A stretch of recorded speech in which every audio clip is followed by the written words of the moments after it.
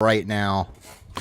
No countdown, no bullshit. We're fucking live. Love y'all, motherfuckers. What is up? It is another Saturday. It is another episode of Masterpiece Shitpiece Theater.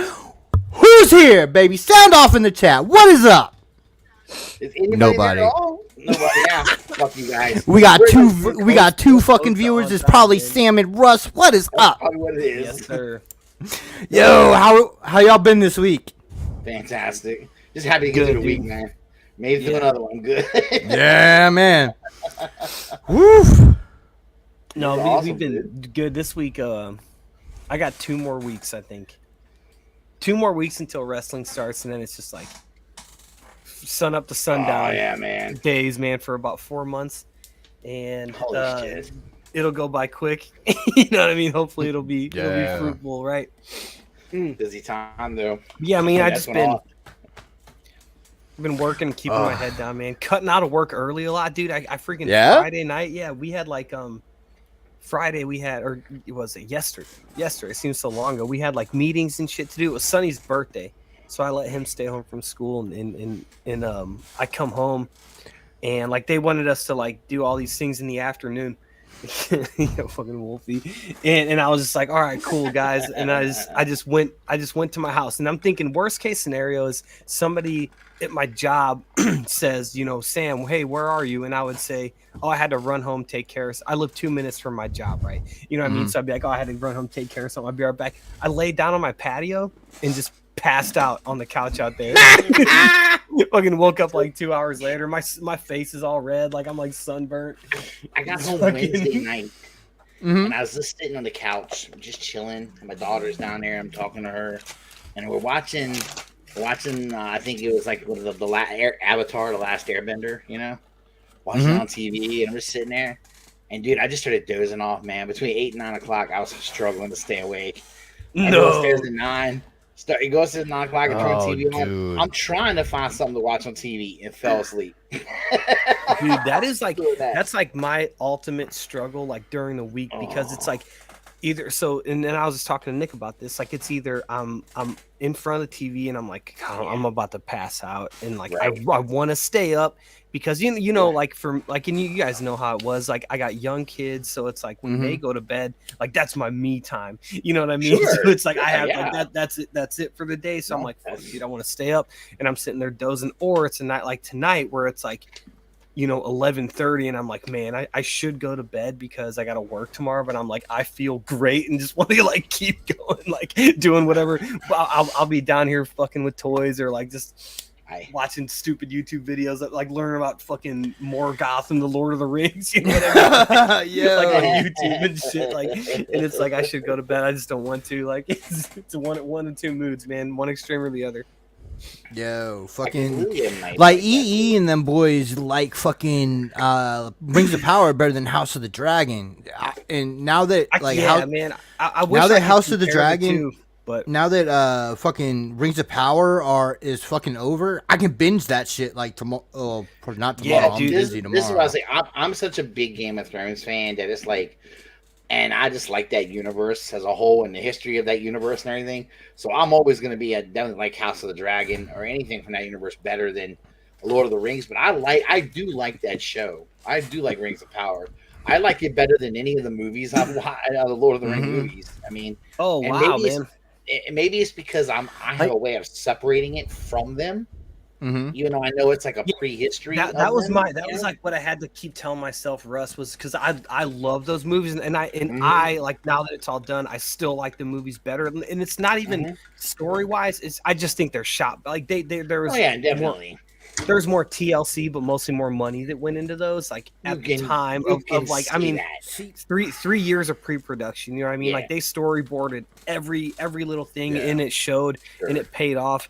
But like now that it's all done, like it's up there, and I just had to say, because like those aesthetic things to me, and I wish I wasn't like this, but like they just weigh heavy on me. But I was just like, put that shit to the side.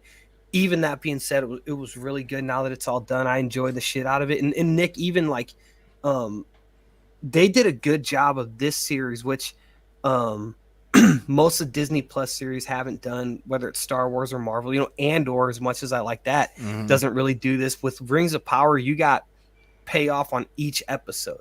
So it wasn't like it was a 10-hour or an 8-hour, I don't know how long each episode was, like an hour 10, an hour, whatever. They had a lot of wiggle room, but like it wasn't like it wasn't like an 11-hour movie. Like they did, I think, a good job, which a lot of the streaming services, I think, are getting too far away from, where it's like you do need to have, if you're going to release it week to week, you do need to have like that kind of like CBS primetime mindset of like payoff per episode. Yeah, episodic. Yeah. Just gotta make it episodic. So like, I know you haven't been watching House of the Dragon, Sam, but that's kind of what I like about it. You know, is I'm House of behind House of the Dragon.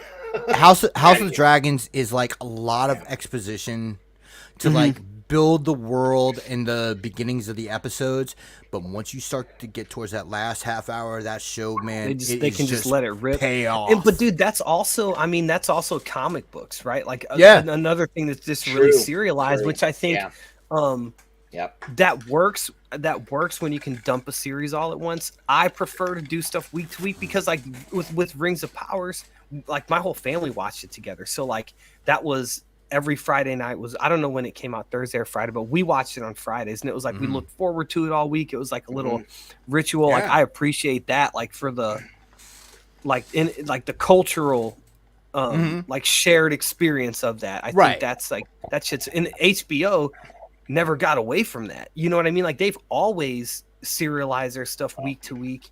You know, like from the beginning, and so like they don't have to like refine that themselves. Like it's there. And two quick things first. Yo, this is back, you bitches. This shit right here is back. Mason jar. That's first of all, and second of all, like, and I think an interesting and Russ, I will let you get to your point in a second. But I think a really good point about House of the Dragons is it feels like a serial. Yeah, like one of the, like those 30s and 40s and 50s serials that you used to watch before the movie and shit. Like they used to have like Batman, Superman, Shazam, even like motherfucking Flash Gordon. What the fuck is up, Ricky? Ricky man, fuck Ricky man, ban that. So what up, bitches? Dude, well, it's funny, Nick, because and I mean, hey, Russ.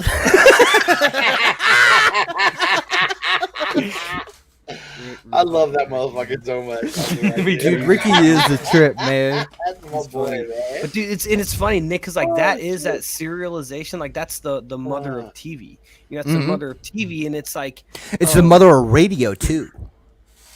Yeah, dude, it's strange how like things go away and they circle back, because now like some podcasts I listen to are those like audio dramas, dude. And it's like like there's a really good Wolverine one, and it's like those radio dramas like fucking Orson Welles was doing, you know what I mean? Like it's HBO's doing one with Batman.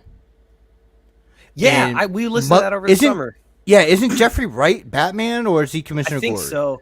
No, I forget who plays Batman, but it's not. Fuck, I forgot who it is. I don't know if it's Jeffrey Wright, but it might be. Yeah. It might be. But no, he has something to do. He is in that podcast and has something to do with it. I just don't know if he's Batman or not. Yeah. But we listened to that over the summer, man. It was fun. Yeah. What I was gonna say about go ahead, brother. About House of the Dragon is that it's. I think I'm enjoying it. I'm enjoying it more than like a lot of the first Game of Thrones. Yes, and there's different reasons for that. There are different reasons for that, and I feel like part of it is it's. I like the way it's shot. It's shot a little bit different in a lot of ways. It is cinematic. It is cinematic. It's really cool.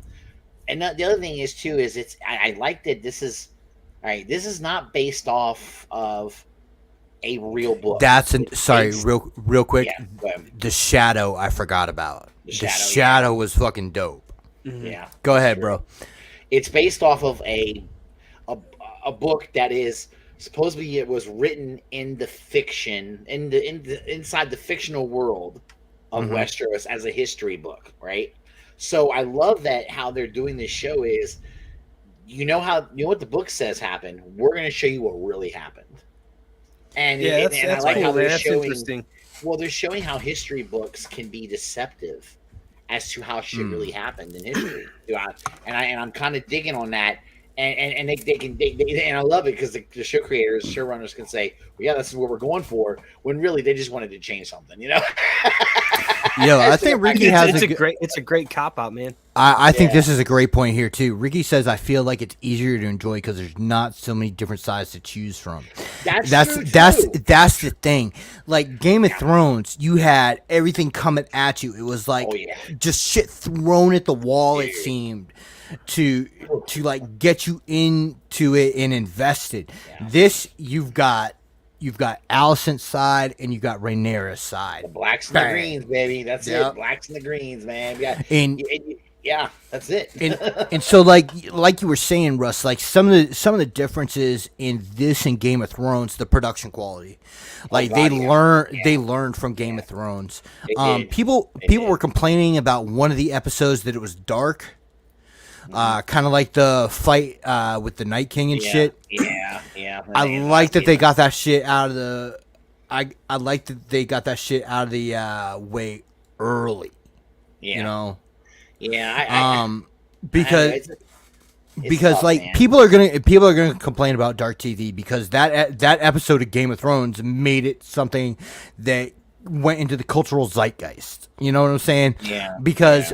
Like people at the water cooler were complaining about that fucking episode because they couldn't see, what the fuck was going on. It was tough to see, even if you brighten it up the best you can, you know. Yeah, and because you can always find like YouTube edits and things like that, and then you can always find people that are like, well, I watched it on like my fucking this monitor with like on Apple TVs or like Apple movie filter or whatever. And it's like, and it looks fine. But that's tough, man. I'm trying to think of something else. I thought there was something else recently that was a complaint, but I can't think of what it is right now. So, but yeah, that's tough. The other thing is the CGI on the dragon. Ricky's on fucking fire tonight. What's up, brother? Thank you for coming in the chat. Yeah. But yeah, no, what he said there, especially for Ricky, is a good point. It's like they're taking and I think I'm in a position with Rings of Power. I didn't read that shit, dude. Like I just couldn't. I've watched YouTube videos in the past, like not even just for this show, but like that shit's interesting to me. Not interesting enough to pick up the book and read it. Now I read enough other shit, so it's like, but. It's if they change it doesn't bother me because I don't know it, and I don't know even and I think I'm the type of fan where I could be like, they might change something, but if I can understand why they did it and if it's still good, I don't care. You know what I mean? They do that with Star Wars all the time. Okay, so that's my question. Russ, you're watching Rings of Power too, right? Yeah, I am. Yep. Okay. Are you done with it, Russ? Are you caught up? No, I got a couple more episodes to watch. Okay. I'm not quite but there like yet, the thing there is like I've been because like Gort and I think Brink are really geeked about it, and we've been talking about it a lot in like the hangouts and shit. Like, does it bother you guys that like they are fucking with the timeline of the Silmarillion and like the established history? I said, like I don't know it. So like they could again, it's like if I didn't know math and you told me 2 + 2 is 5, I'd just be like, okay. Right. It is what it is. Okay. That's true. No, I do. I just was just saying, and they definitely are fucking with some things that are going that stuff that should affect the future. But I don't know. I almost this is what I was telling Sam. I was saying to Sam, I've been watching this show and I've been separating it from the movies. I just have. I'm almost watching this show as like it's a standalone. Yeah. Me too. Yo, you tell that little boy I'm about to clothesline his ass. Put him on your lap, bro. It's cool. I almost just goofing, man. Yeah. I almost have to watch it to keep it separate because of those things. If I didn't, it would drive me crazy. So I just I think the gripe was like Galadriel wasn't like a warrior type person, that she definitely is in this show. Like that's what, and I don't even know if that's the case. That's just what I've seen people say. Like she's not she's like more of a mystic or whatever. Yeah, she's like, she makes fucking Elrond look like a bitch, basically.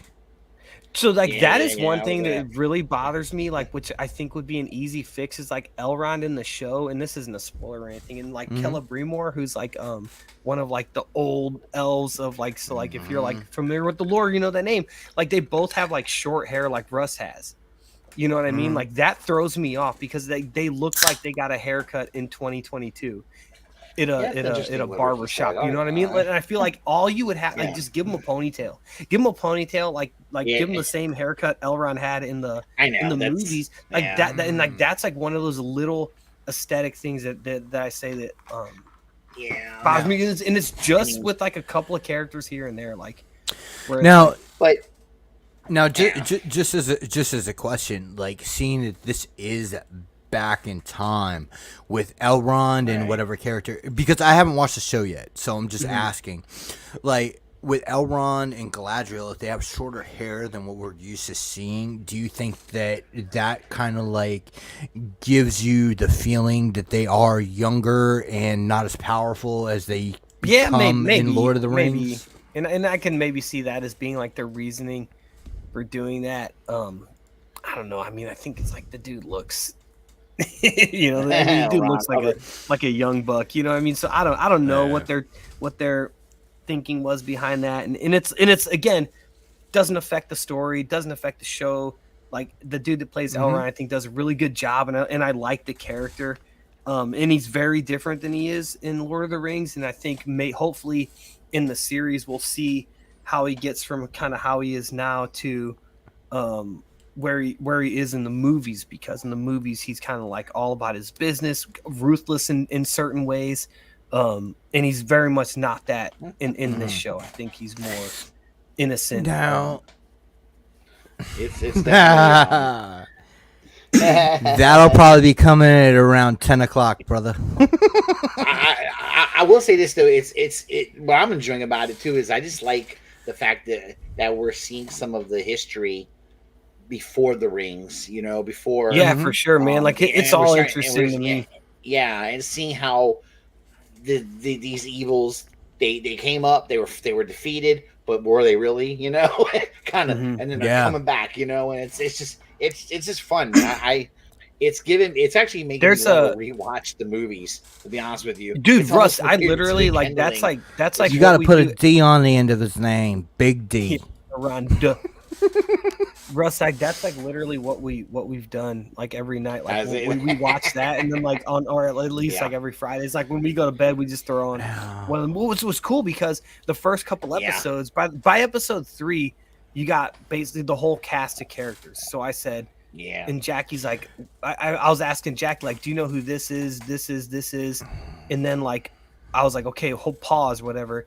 And we watched the prologue from Lord of the Rings, and it's literally every character in that is in the series. Yeah. So it's like, I was like, this is this character, and it's like, it comes so quickly, but I don't know how they fucked up the timeline. And I'm not saying, I'm not arguing. I just don't know. I just don't know. Yeah, right before you popped on, brother, we were talking about that, and we're not like, it seems, I'm speaking for y'all, but it seems like none of the three of us know the timeline well enough for it to affect our enjoyment of the show. And again, I haven't watched it yet. I'm gonna binge it as soon as I can. I'm also watching it, and I'm really trying to separate the show from the movie, so that's how I've been getting around. Yo, fuck you, Ricky.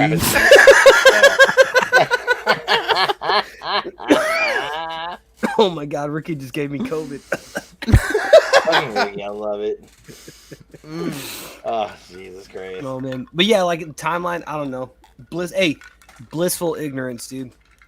It's because like when I read that show, I read the Silmarillion, it was probably when I was fucking like 13, and that's 30 years ago. That's when I tried to read it. And dude, and it's like the Lord of the Rings is tough to read. The Silmarillion is like on a different level of tough to read. I tried to. It's because. Go ahead. Sorry. I tried to do the Hobbit books, and I had a hard time with that. But I like the movies. He said the Hobbit books. Yeah, but I had a hard time with if you want us to spoil the season finale, Sam's watched it, but Russ hasn't, and I haven't binged it yet. So I don't care. Dude. I'm still gonna watch it. It doesn't matter to me. If you want to pop on, just let me know, and I'll give you a link so that we can talk about this shit. You know I don't care. Because upcoming, you're gonna have some opinions too. I kind of already think I know some things are going to happen anyway. Because to me, they're doing really good at foreshadowing shit in episodes. They do, and it's like hindsight's 2020. You know, like once the season finale came, they revealed who some characters were. I was like, makes perfect sense. And they did a good job of doing that, but not making it super obvious. So sure. They did a good job with the show, man. Spoil. All right, so there we go. So there we go. We'll leave it alone because it is like you know, I mean, they're series like fucking some of the Star Wars stuff where it's like I don't know, like even if you say what happens in the season finale, it's like you can kind of just figure out that that's what happens. But with this one, there really is some stuff to spoil. So man, I recommend it, man. All right, so you're watching Andor, right? Yes. Now that's okay. That's the one. When did that end? So they're on episode 6, and I think there's 12 episodes. Okay, so six more weeks for me to binge. Yeah. So this show, though, dude, I am loving it, man, and I'll tell you why, man. Like, there's a book.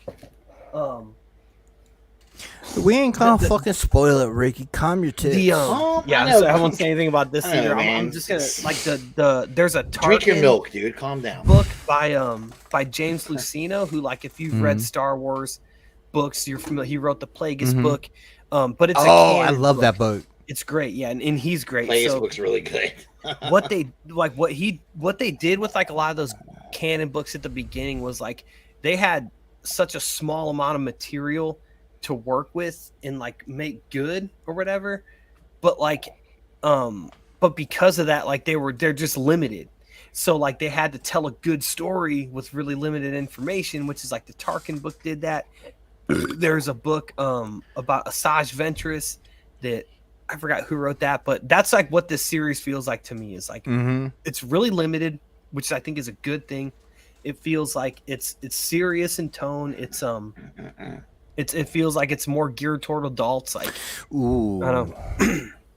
All right, going back to Rings of Power, I think this is a really good question. The question is, do we not care about the time because we aren't as invested in the lore, so to speak, as some other properties that we are? This can be a general question. I think I have an answer for this for sure. Yeah. All right, you go first. Well, so I was, and I said it at the beginning of the conversation, which is that if we get a good story out of it and it's enjoyable, I don't fucking care. You know what I mean? Like, I just do what you have to do to tell a good story, man. Like, I can chalk it up to it's all made up, which is why I can enjoy a Legends and a canon Star Wars book at the same time. It's all made up. Point, and I've figured out a way to separate it, and I knew when I started watching it, I had a feeling I got a feeling they're gonna take some liberties. I knew they were going to. And I just said fuck it, whatever. And I think I'm like good with it, to say that, and just real quick, like if you're used to comic books being adapted in the movies, you kind of have to be used to that to an extent. Right. The divorce of what we're seeing on screen from source material. Yeah, Nick, what's your take on that, man? All right, so like basically, just looking at Ian's question, like my thing is I think that Lord of the Rings and The Hobbit, if you look at The Hobbit for as small a page count book as it is very dense in information and story. And then you look at the Lord of the Rings trilogy of books, and oh my God, how much he packs into each one of those novels. Yeah, it's a lot, dude. Fucking crazy. So like even Peter Jackson had to pick and choose what fiction he was going to bring to the screen and what he wasn't. So if you got, and again, I haven't seen this series, so what my feeling is that if you guys are enjoying this, that means they're doing their job.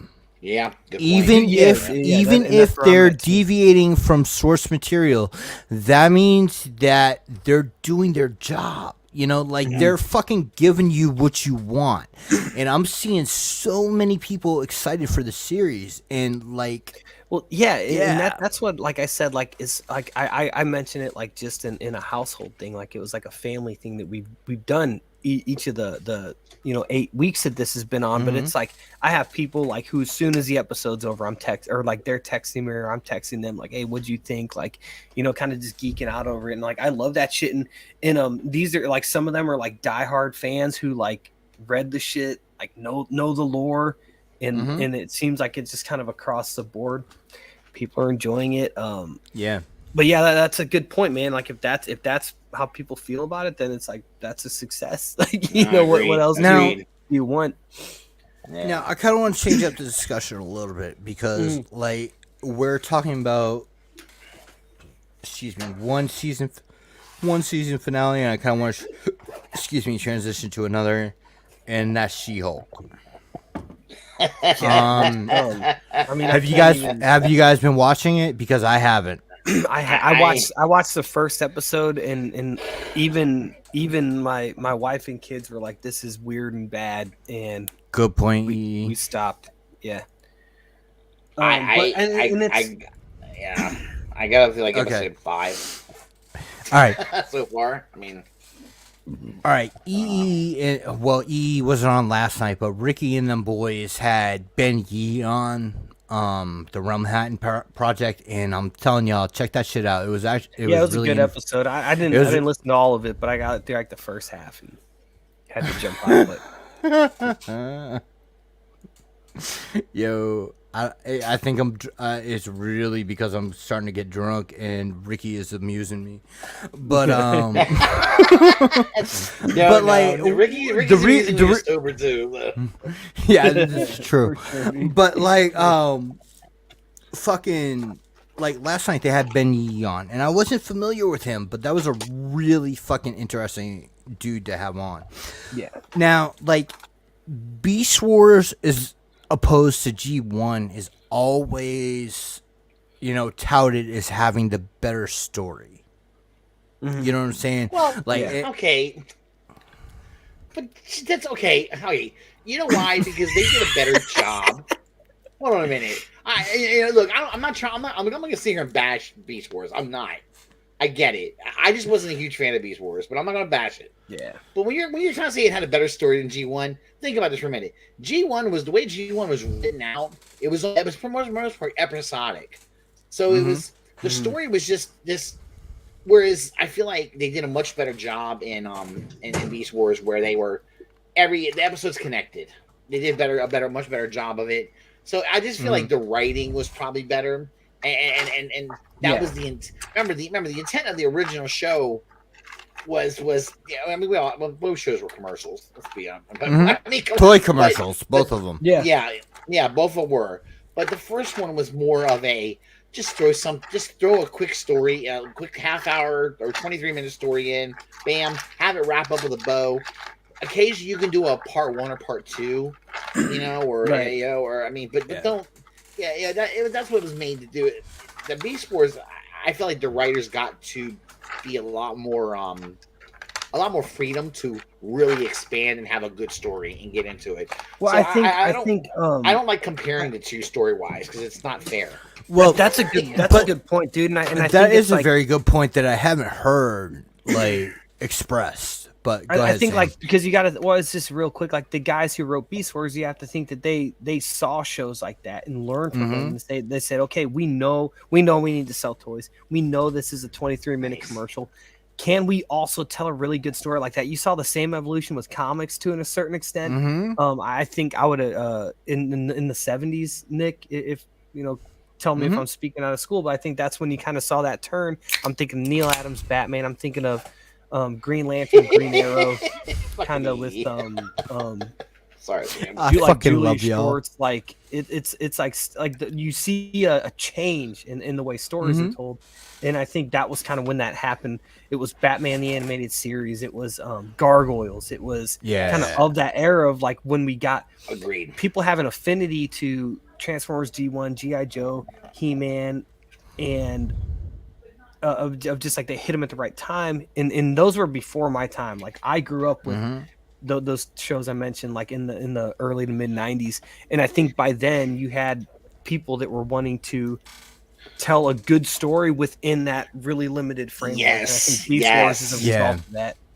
Absolutely. Now just real quick, the reason why I brought up Beast Wars to She-Hulk, going back to what I was trying to get out. Sorry. Oh, dude.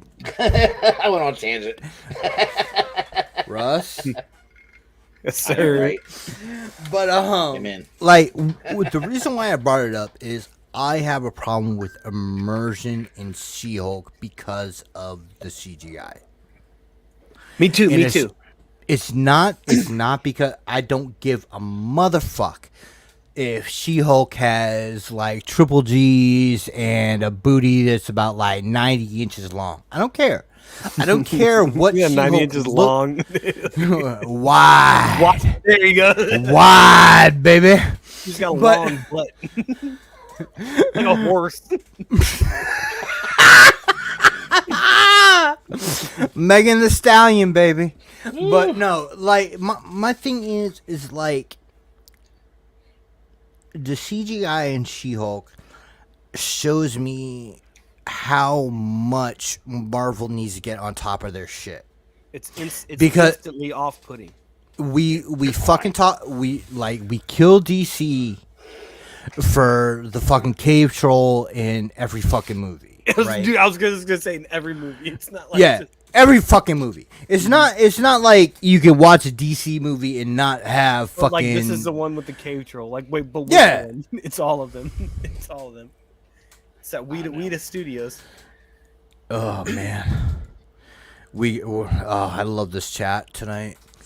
But basically what I'm trying to say is my problem. I don't give a fuck what She-Hulk looks like. I don't give a fuck what Mark Ruffalo as Hulk looks like. Okay, if they do a different aesthetic take or whatever, that's fine.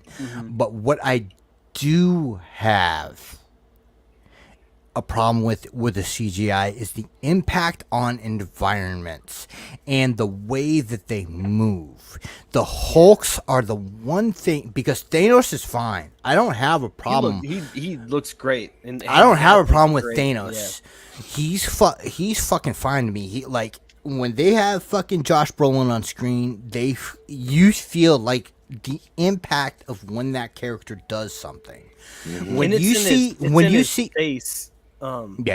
It's in his face. I mean, like, there's just real quick, because I know you're going off, but like, they're like the shit, like in the first scene of Infinity War where he's like on the ship, like just the way the lighting hits on him. It's like you almost can't tell that it's CGI. Like it's Thanos is perfect.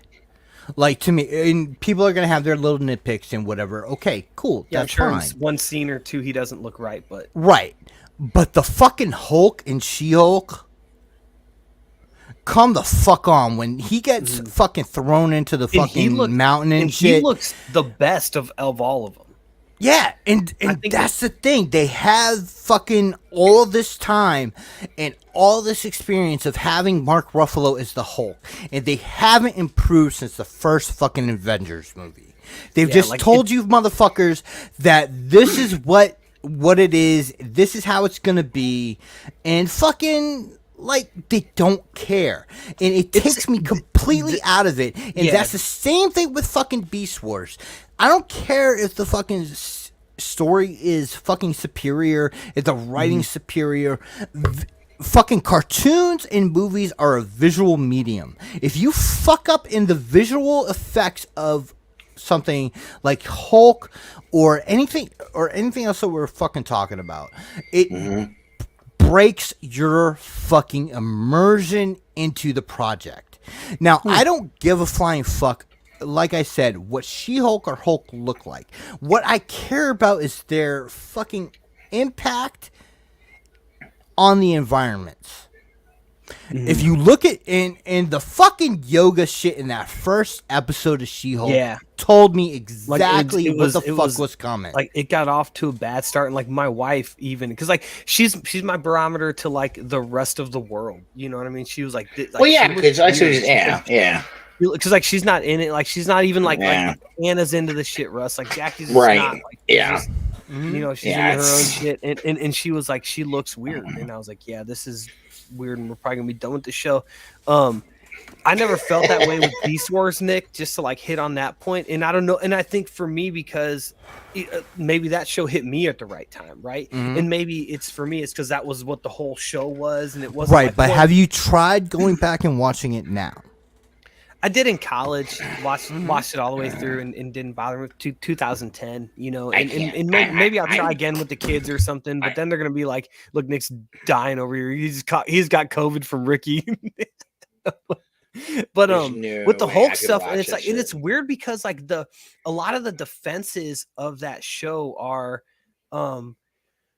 not on the merits of the show. Like I mean, it's like, I hate to say it, dude, but that show has turned into a culture war avatar, right? So where it's like, if you like the show, it's because you're on the right side of things, and if you dislike it, it's for, you know, awful reasons, right? And I don't like that show because I think the CGI looks bad, and I've said twice on the show tonight, and I probably said it twice every week that we've done this show, visual aesthetics are important to me. It's a blessing and a fucking curse, dude. But the same way that like, if you look on the shelf of trade paperbacks, that's not every comic book that's been put out since, you know, 1970s, which, you know, in the 70s when I considered comics to start actually getting really good. But the reason I didn't watch She-Hulk is because I'm starting to treat these shows in movies the same way that I treat comic books. I don't buy everything that comes out to print.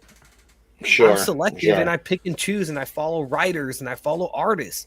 And it's like, I have started to treat these shows like the MCU basically the same way. It's like, I'm not just going to consume everything anymore. Like, I'm going to pick and choose what I like. And if there's something that I'm not interested in, I'm literally just going to skip it. Like, you know, full stop. I'll give it a try. You know, I might read the first issue of a run and then be like, well, this sucks, and then not pick up another issue. Like, but I'm starting to get to the point where, and I wasn't like this, you know, in 2000, maybe 15, 16, where it was like, if it was an MCU thing, I'm there, I'm in the theater. Right. You know, this, you know, Netflix shows were on, I'm watching every episode. They're in a completely different place right now. And I'm a completely different consumer now than I was a few years ago. So. Do you think that COVID had an effect on like how we want to consume media? Man, I don't know, because well, I remember I think it definitely had an effect as far as like I can say now, my wife is not okay. She has been to a movie theater to see a fine ass wife. Nick's been drinking that rum out of that bucket he has back there. I'm pointing to it like you guys can see. Like he dips the fucking glass in and shit. Anyway, but he's gonna fall back in his chair and go, woo! She's not as she's not as like there's no way she's as anxious to go to the movie theater anymore when she would rather just sit home and watch it now. You know, she's not. I mean, I got her to go to the theater for Top Gun, and that's just because it's Top Gun too. You know, dude. Right. But that's it. That's it. She's not gonna go for anything else. You know, she said, "Fuck it." And her mentality is, if they could put it on streaming services that quick before, they could do it now. Like, you know, and Nick, you know, like you mentioned that, and I was kind of at a place. You know, we were talking about a couple of people in my job. We were talking about like 9/11 and stuff, and how there's, you know, like there was a before and after, and then I thought that way about COVID last year, and now gasoline can't melt steel beams. Yeah, you fucker. No, like I'm kind of like, my life before and after is the exact same. Like at this point, you know, like So like I hear that and I'm like, well, no, you know, no, like everything's the same. But Russ nailed it with the streaming stuff, because I'm like, put that shit on streaming, dude. Yeah. And Give we're me still the getting option to that. watch it in my fucking house. Fuck the theaters. Sure. And it's like with the theaters, like the model has to change. Yeah. Let the fucking marketplace determine. Exactly. If theater, I'm fucking Ivan Drago on fucking theaters. If they die, they die. Well, you say that, but he was a communist. But what you said was the ultimate capitalist thing. See, that's the thing. Just let the market decide. Yeah. And I think that's great, but then like the model would have to change, because AMC, Regal would have no role in that system if that were to be the case, unless it comes to theater. Because what I think would be the way to do it was like your AMC theater would be a fucking Disney movie theater, right? Where it's like you'd pay the same to go see it as you would, and I'd be fine with, you know, a movie like just pick a random fucking Ant-Man versus the Quantumanium or whatever. Let me stay at home and pay you like $30 $20 to watch it. $25, yeah, whatever. 25, cool. You know, it's still cheaper than going to the theater, because I can buy my snacks at Walgreens. You know what I mean? Absolutely. And just to have like that is a thing, Russ, that you nailed it. You know, like that's I just think that there's some people that are still not comfortable either with being in a public place surrounded by people, you know, entirely. Anna still struggles with it. She's not. And there's some people. I know like that, man, and like, not to put shit on Front Street, but she's also immune compromised, correct? Yeah, she is, and right. also so that that's an issue, and your daughter is too. So like that adds another thing. So if these services could add, you know, could just be like, do what they did during COVID, fucking give you a set price. So, and like, we're all about accommodating everybody for everything. So like, immunocompromised people should be fucking I'm saying compensated, but that's not the right fucking term. I don't know what the term is either, man. I've been drinking. Accessible.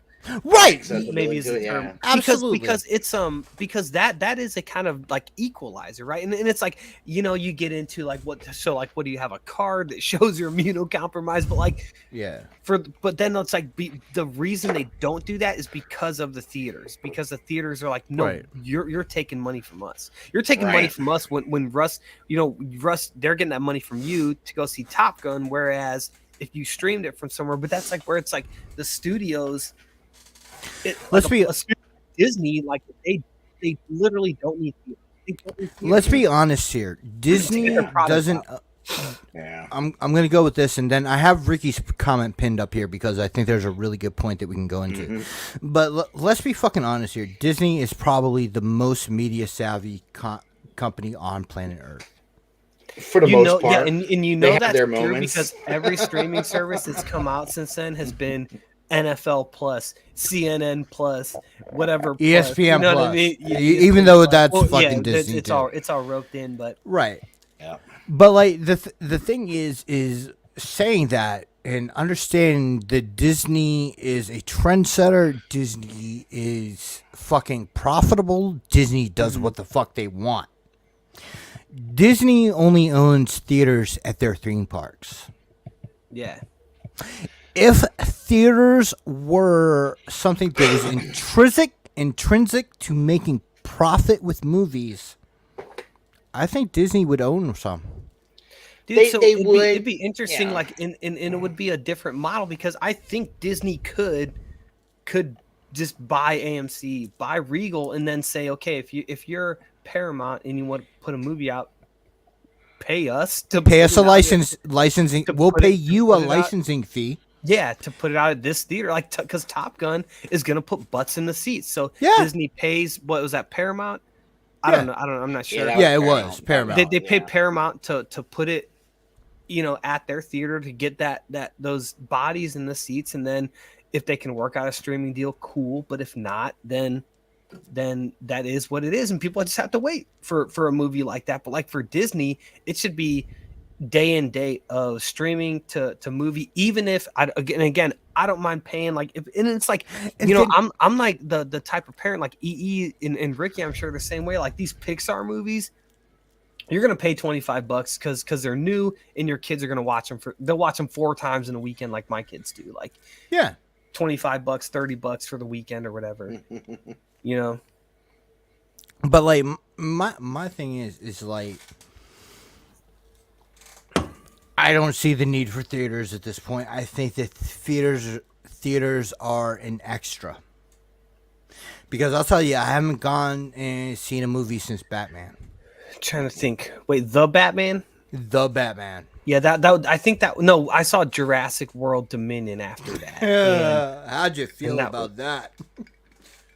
It was bad, dude. It was a waste of my money, but I took the kids. You know, Eli was for Eli. He thought it was great, so it was great. You know, but yeah, I saw that, and it's like there are I want to see Black Panther in theaters. Mm-hmm. I don't know if that's gonna happen just because of the schedule stuff. It's tough, but and going off what you're saying real quick, the question to what you're saying, Sam, is: are you gonna feel so bad if you don't see it in the theater? No, but like but I would like to see it when it comes into theaters, because what I'm gonna do is I'm gonna read a breakdown of it online the next, that morning or whatever. I saw it twice, Ricky, and I watched it 100 times at my house. I love that movie, dude. But like I'll read a breakdown of the plot the next morning and know what happens, and it'll in a way kind of taint that experience where it's like I would pay the money. I'd give you $30 to watch it at my house, and there are some shit because I'll say like I fucking love going to the movies. I did after too. I've had kids. I've loved taking my kids to the movies. Like it's fun to them. Like it's an event. But yeah, dude, it's when you can have that product delivered to your own TV, man. It can be, hey guys, let's go to Quick Trip, get whatever the fuck you want, Yeah. and to be honest with you. Now, also when you're, for those of you with little kids, let's be real here, it's a lot more convenient to have it at home, where you can keep your kids under wraps and we've done shit, Russ, where it's like we've had cousins come over, and like kind of do it, like just do like a movie night, like. Sure, that's cool. That's good times, man. And that's easier to handle. Easier in the movies, dude. No, I couldn't stand taking little kids to movie theaters. And I couldn't either, dude. I couldn't handle it. I can't stand taking them now. Yeah. Well, yeah, but I want to tie this. I want to tie this all back into what Ricky's thing here. I think, again, we were talking about Disney and their media savviness and how ahead of everybody else they are. Ricky says, I wish we could do that, Sam, but unfortunately with them trying to everything together, with them tying everything together, if you don't watch the trash, you'll miss something that becomes important later. That's and kind I of gets think like. that's a fucking advantage that Disney has, because And that's a thing that I mentioned, like with skipping comics, like that's a risk that you play with that too. You do. You do.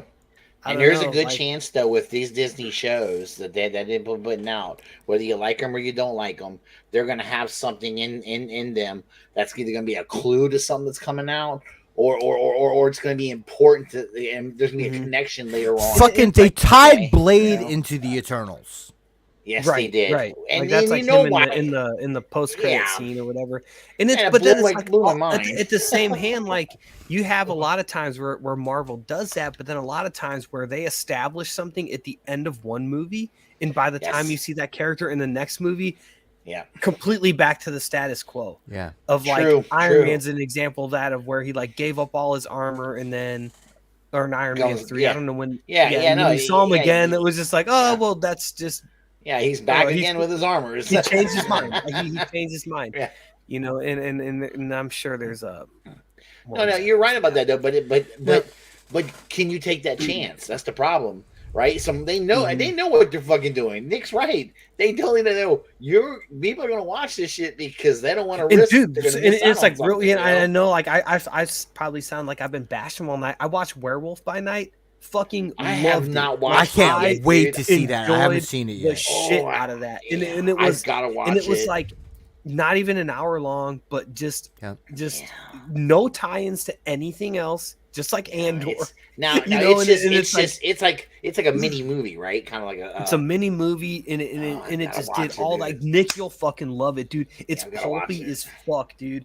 Yeah. And just like fun characters, a fun little story. Like if you're I don't want to spoil anything. If you're into certain characters, you'll really. I enjoyed the shit out of it, dude. Eli loved it because he's being a werewolf for Halloween. Like he's like, That's cool, man. So he's like, yeah, like all the werewolf stuff. Nice. Yo, Russ, So I'll give them their flowers for that for sure. Yo, Russ, I have got to piss, so that's going to take me a couple minutes. I want you to go ahead and start talking about some WWE shit like the WWE. You want to cover some WWE? Yeah, shit? go WWE. I'll be back in a second. All right. Well, WWE. Let's start with that. Well, Bray Wyatt made his return last Saturday night. He's back, and yeah, so we've got the scariest motherfucker since the Undertaker is back. He showed up on SmackDown, which is last night, and he broke character and did a whole thanking the fans for caring about him. This dude went through the ringer for the past. Yeah, he went through the ringer for the past. So that's the dude. You know, let me be the casual audience. He wears like he has like the mask, or doesn't he like carry his head or so? Okay, yeah. It's a head that's like it's like a what do you call it? A lantern that's like inside of a head. But he's back, and they're. I mean, I'm sure they're gonna do something a little weird to change him up. They already kind of look like they are, and but So I want to go lay down. Should I have him go to bed?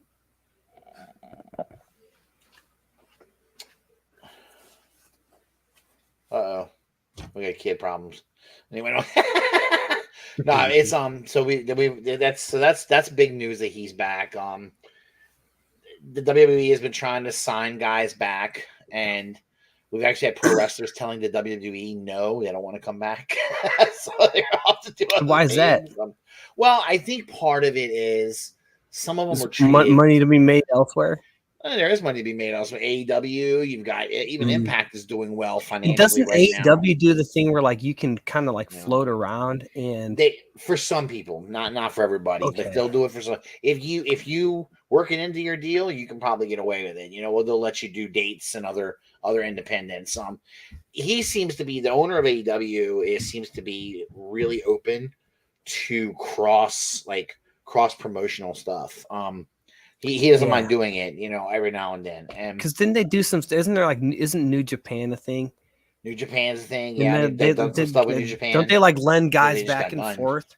They will. Yeah, they will. I think if that's like if you're a smaller place and like you're just interested in literally just having your logo be out there. Yeah, that's the way to do it, man.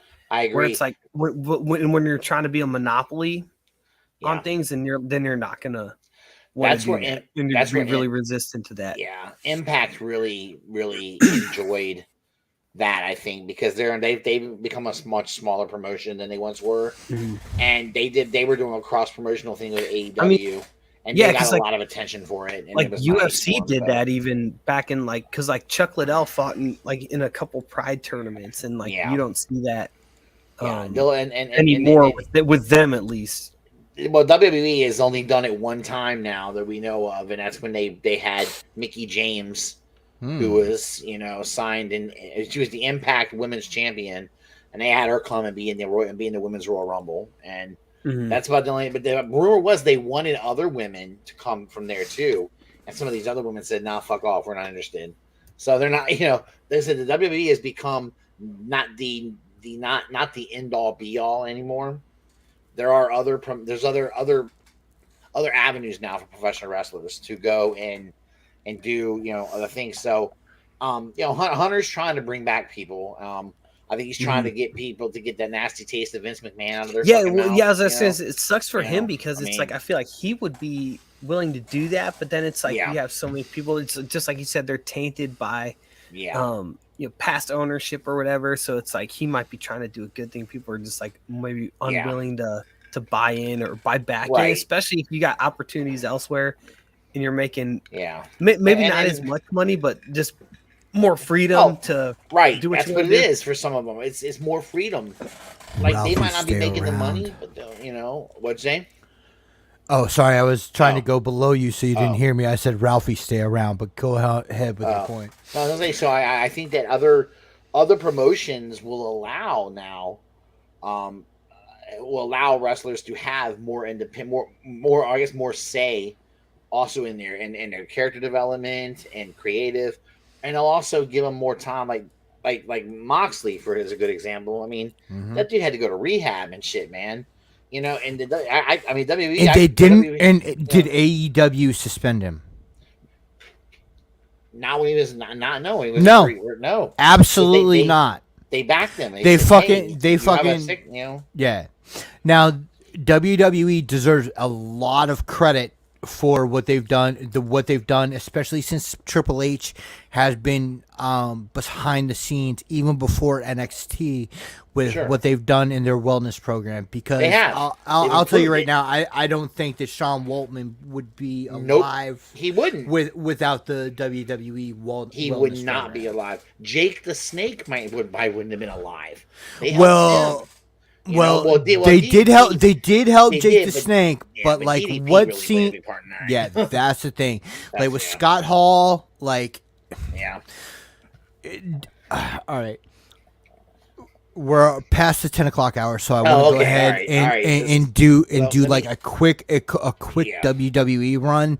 Okay. But like, what the sad thing was if you listen to Kevin Nash's podcast, Scott Hall basically died because he relapsed. That sucks, and that sucks. So like, yeah, well, WWE and DDP have done a lot of great things. Yeah.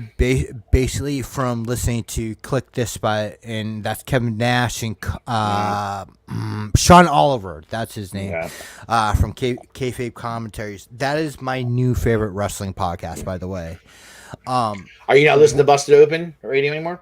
I listen to it when I'm in the car, but I'm not seeking it out otherwise.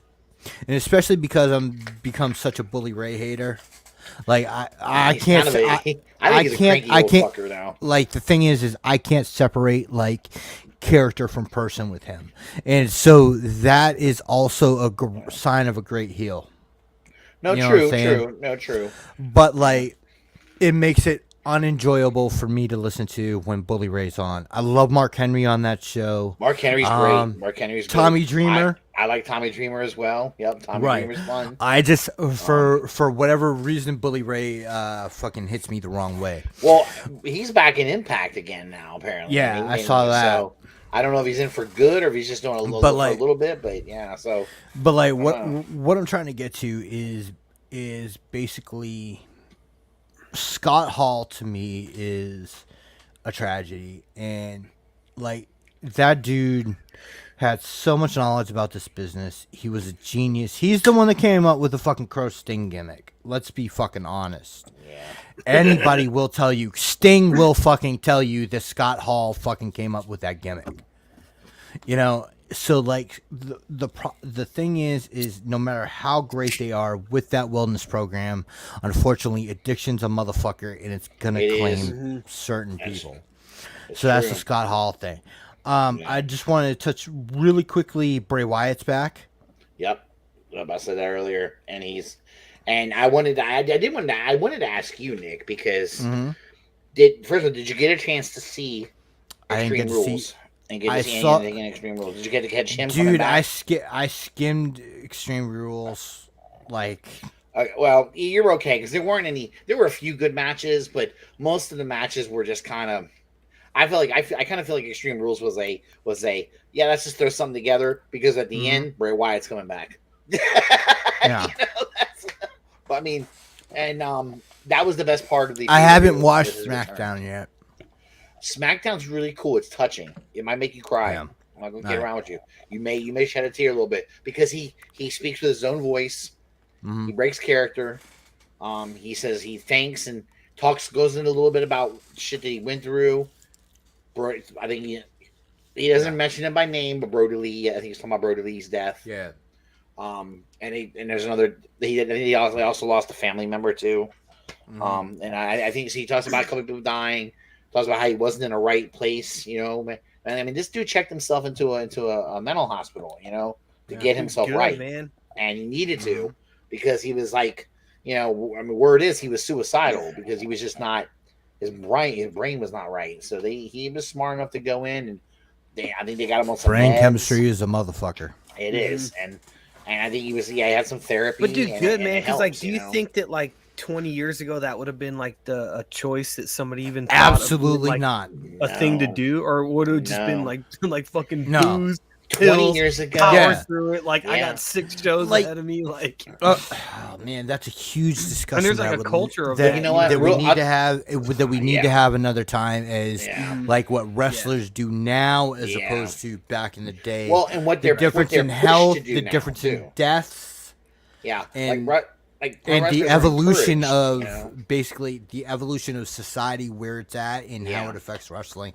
That's a huge discussion. Oh, it is. And that's one applies to every sport. No, you're right. You're right. Absolutely. Shit ton of stuff to bring into that. That's so real quick before we get into our big go at tonight. I just want to talk about. I'm gonna throw some. I'm not trying to throw shade. I'm really not trying to throw shade at Hasbro on this. I'm throwing shade at everybody tonight. So I'm throwing shade at Target on this one. Okay. Oh yeah. So I've had my pre-orders on order for this fucking figure for over a goddamn year now. This is the Tiger Force Outback. Okay. When it was such a pain in the ass to pre-order that shit from Target, and before, motherfuckers man. have it. Motherfuckers have it overseas. And they said that they fixed it. And dude, they have it in Canada, overseas. They have motherfuckers over in Europe and shit have got it. Everyone's got this figure. All of a sudden, it's supposed to be a Target exclusive. Target's just what they're doing. They're delaying it, and they're sending you an email in the middle of the fucking night. By the way, the middle of the night, you're getting an email. Okay. Most motherfuckers are sleeping. They ain't gonna see. If you don't answer the email by a certain time, by like a certain time limit, and I don't even know what the time limit is, they're canceling your fucking order. That's crazy. So like, and it's real quick because you mentioned that last week, I think. But like, do they give you like a text message notification, or are you expected to be constantly checking the app? I'm not seeing a text message notification. I'm seeing email because like literally like. But the thing is if they assume that you have push to touch notifications on your email, that you're gonna see it. Right. Man, I'm just saying this. I'm not trying to get off the thing, but like. Dude, I don't give a fuck. We're gonna go however fucking long this we have to go tonight, bitches. This is tedious and boring. Like, if I get like certain notifications come daddy as a text message, when I don't have push notifications enabled, right? So like, certain things like look, you motherfucker. I'm not complaining. I'm just because I haven't had my shit. I haven't had my shit canceled because I'm smart enough to make sure I catch them motherfuckers. They can't. Russ is smart enough to just be on the Target app just at all times of day. Like, is that unreasonable? Dude, I've been checking it every fucking day. Mark my words. You shouldn't have just to in case I miss an email. You better start checking it twice. Really? Yeah, I'm gonna scoop up your pre-order. I'm just saying. Hey, 56 shipped, man. Now apparently, and I don't know if this is in fact. A bubble mailer. Take what YouTubers put out as you know with a grain of salt and mother, I'm cussing at you, motherfucker. You fucking yeah, come on. Don't make me almost space. Y'all just don't fucking know. Like when you talk that way, it makes me get hot. I'm ready, baby. I took notes. Notes. Do you know what that means, man? He's ready to when I say I took notes, I just sent them to you. Like, I was like, all I'm gonna say is, and anyone's if you got that order if you got that figure on pre-order from Target, keep an eye on your shit because I'm telling you now, everybody should hate on Russ. They've delayed it 3 times now. It was supposed to be on the 7th. They pushed it back to the 14th. Yeah. Then they pushed it back to the 21st. Now it's pushed back to the 28th of October. And, well, dude, it sucks because like that figure, it looks incredible, dude. Like the head sculpt and paint and everything, like it looks great. Like I know it's not the deco that people want, but holy, it's the one I like, want. I like it better. They did a great than job with that figure. I like it better than the one. I told you, if you want to invite, you just gotta let me know. Yeah. So he's because tonight going. But all right, we're at 10:11. So let's go. Let's good. Let's fucking go. I'm gonna listen to you. You're gonna educate me on this because I don't know anything about. Well, we're doing something else first, okay? Oh, yeah. Because I know what everybody wants, and I'm going to do it. But there's something else that I care about that I want you fuckers to listen to. So I'm gonna do it first before I give you what you want. Okay. Fuck Alan Moore. That's my fucking thesis for this entire fucking show. Alan Moore is a comic book writer. Okay. Alan Moore has done some incredible stuff. Like he's written some of your favorite fucking stories. Fucking Swamp Thing, Watchmen, Animal Man, League of Extraordinary. Animal Man's Morrison. Yo, don't fucking. Alan Moore didn't do Animal Man? No, that was Morrison, sir. Oh fuck, dude. God damn it! I'm leaving. Look at you! Look at what you're doing to me! See you guys next week. Oh god, it's too funny. Oh man. But yo, fuck Alan Moore. I am so sick and tired of this. Since 2011, this dude who comic fans have fucking made. If he didn't have comic fans in the comic industry that he could express his vision in, he would be fucking nobody except some stupid motherfucking snake magician on a fucking corner in London. Well, so he's talking. Oh, you're gonna break it down. Yeah, man. what he's talking about is basically, okay, you put a Swamp Thing story is a great story. It is really good. It's really good. I'm sorry. Objectively, I hate this guy, and it's a good story. But basically, what we're talking about here is Alan Moore did an interview within the past week that basically doubles down on shit he said about 10 years ago. What he's talking about is the enjoyment of society of superhero movies, basically as infantilization, meaning, the babying down of men, and also saying that, it's really that infantilization and that yearning for an easier and more simple time is a prelude to fascism. Yeah, and I think he mentioned that, and like that, just that hero worship. Where he says it's a problem when millions of people line up for a Batman movie, a character that he's written, and The Killing Joke, and other stories, obviously.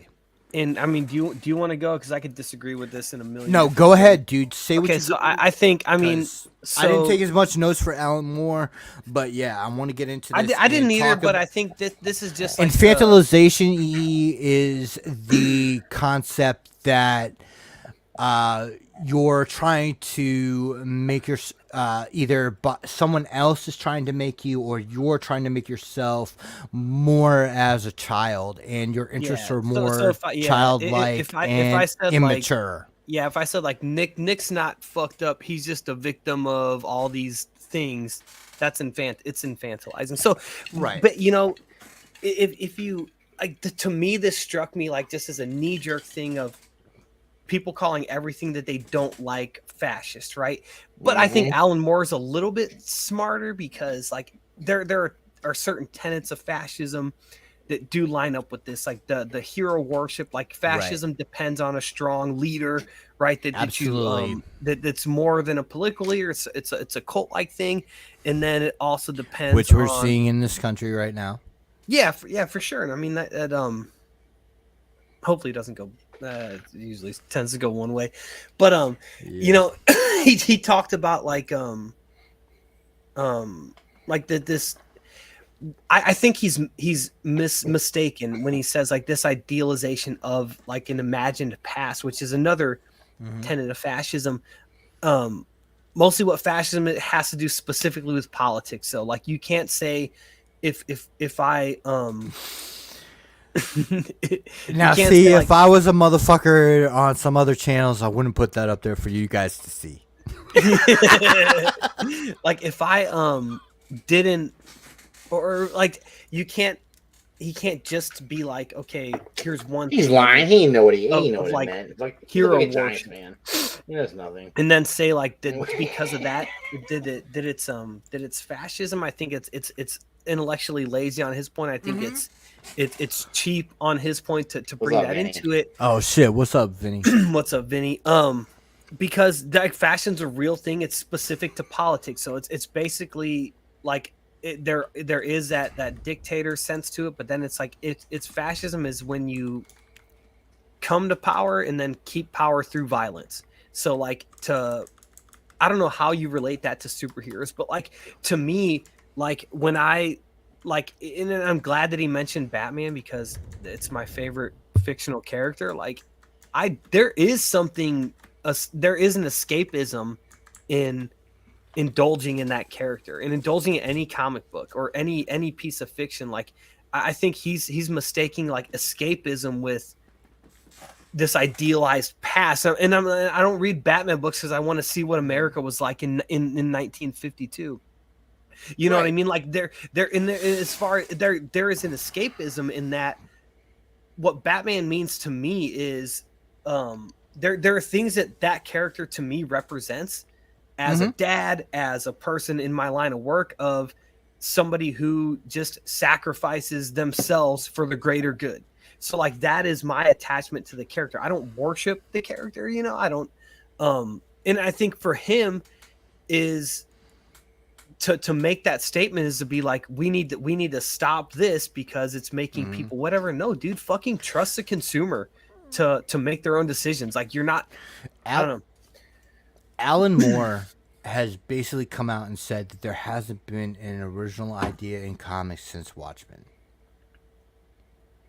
Yeah, and like what more of a like pat on the back can you get? Dude, it's like fucking Barry Horowitz back in the fucking 90s. But I think what Alan Moore thinks he did with Watchmen, self high five. But I think, and I've heard this from other people that aren't him that are maybe fans of his, Nick and Russ, that have maybe said like Watchmen is the logical conclusion to the superhero of like this deconstructed superhero where like you take everything good out of them, and I can see that, but then I also see that as kind of a pivot point, and I'll end on this, but just to say that that's the introduction to the flawed superhero. Okay, so here's my thing. If Alan Moore was such a great storyteller, we would have had on screen his ending to Watchmen. Huh? Yeah. When you talk about a story and the enjoyment of a story, when you talk and you're talking about popular fiction, the conclusion of the story has to be a high point. Mm-hmm. If you read Watchmen now as an adult, and with time past, yeah, when you that can look ending does not fucking stand up. No, dude, and if you when look I read at fucking Watchmen, Swamp Thing does not stand up anymore. I read Watchmen when I was in 8th grade, dude. Like, and to me, I thought I was like fucking absolutely, brother, in on this shit, you know. Alan Moore self-righteous 100%. And he doesn't like. I mean, it's like that. Fuck that snake magician. Because it's like a known thing. Like he's been resistant to be involved in any of his projects where you bring comic books to screen, and it's like I guess I'm just confused on like what his purpose is, because like worshiping a character is different from being a fan of a character, which is different from even admiring a character. I think like to just assume that because I'm in line to watch Batman, it's to assume a lot about people's motives that you don't fucking know. Like he seems to make blanket statements about people as if he is on this higher plane that he can say this is what the masses are doing. No, like fuck you, bro. Like you don't know my motivations when I go see Batman. I see Batman because I admire the kind of core principles of the character. If Batman is going out and fucking murdering people like he does in a Zack Snyder movie, that doesn't mean that I'm inclined to go do that. Like I might have issues with that, right? But like when I watch the Batman or Nolan's Batman movies, like there are things about that character that I really do admire that I can apply to my life. Like I mentioned those things that it's like like the idea of sacrifice. So it's like don't go ahead. Get your point out because I'm about to go on a rant. Well, and I was like he always speaks from that place. He's up here watching us mere mortals do stupid things that are to him stupid things. So all right, I want to ask everybody in the chat, including you and Russ, when's the last time you read The Killing Joke? 2 years ago. Okay, did it stand up?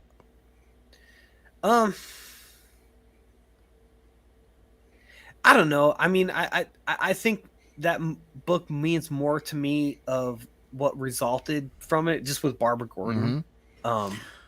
Right. It's not in my top 5 Batman books. It's might not be in my top 10.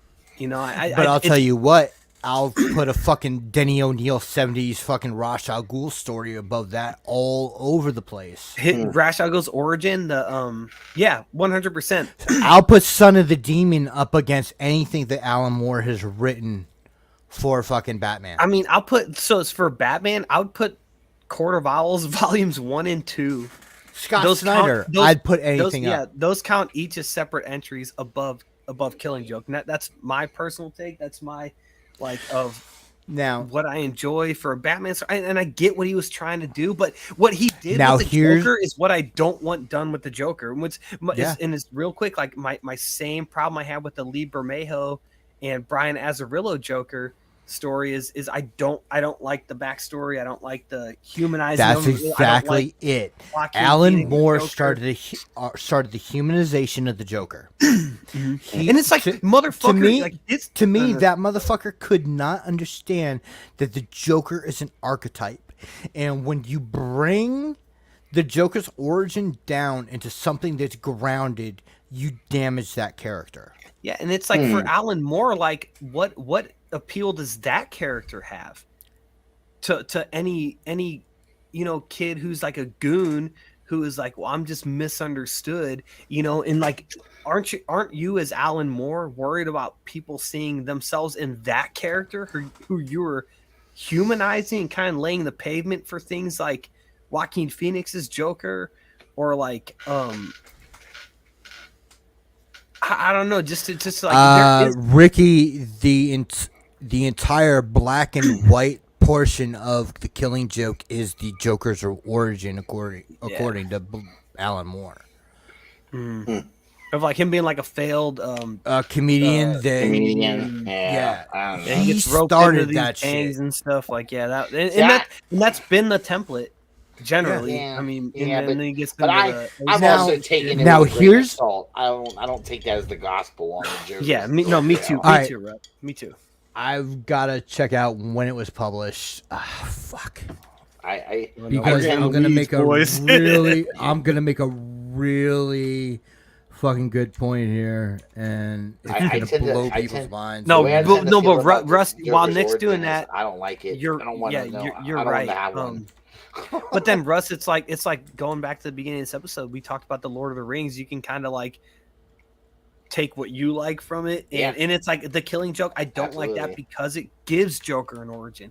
I don't like that Brian Azzarello Joker because it gives Joker an origin. I don't like the Joaquin Phoenix Joker movie because it gives Joker an origin. Like I just don't want to know. I just want him to come in like he did in The Dark Knight, fully formed. Even though fucking Brandon doesn't like those movies, which I'm gonna call. I like the Joker being where we only get what he gives us. Yeah, I don't 100%. want anything. I don't want anything more because that's my ideal Joker is a character who I do care a lot about. I mean, he's who probably I don't my worship favorite Alan DC Moore. villain, Don't dude. worry, Yeah, So for sure. I love him the way He's incredible. Just fucking with him makes him. The second you start humanizing him, you ruin him completely. You can't humanize him, dude. Some people to me it just need to be fucking monsters. You know what I mean? Yeah. Like that has to exist. Absolutely. There we go. Think about this. All the rest of Batman's rogue galleries are humanized already. You don't need Joker to be humanized. Sorry, I was just clearing my throat. I wasn't trying to interrupt you there. No, you're good. What do you think? That was his way of saying, "Shut the fuck up." So, I'm ready to go. Like, you got it. No, I really wasn't, Russ. I'm sorry. That's all. But go ahead. The Killing Joke was published in 1988. Okay. Damn. Arkham Asylum was published in 1990, and I'll tell you right now, I'll read Arkham Asylum. Gaiman, right? Fucking 20 million. No, it was fucking Morrison. I'll read fucking. Dude, I'll read Arkham Asylum a million times before I'll read I'm fucking just like Killing steadily Joke. attributing stuff from Morrison all night, dude. It's like this is the second time I've done that.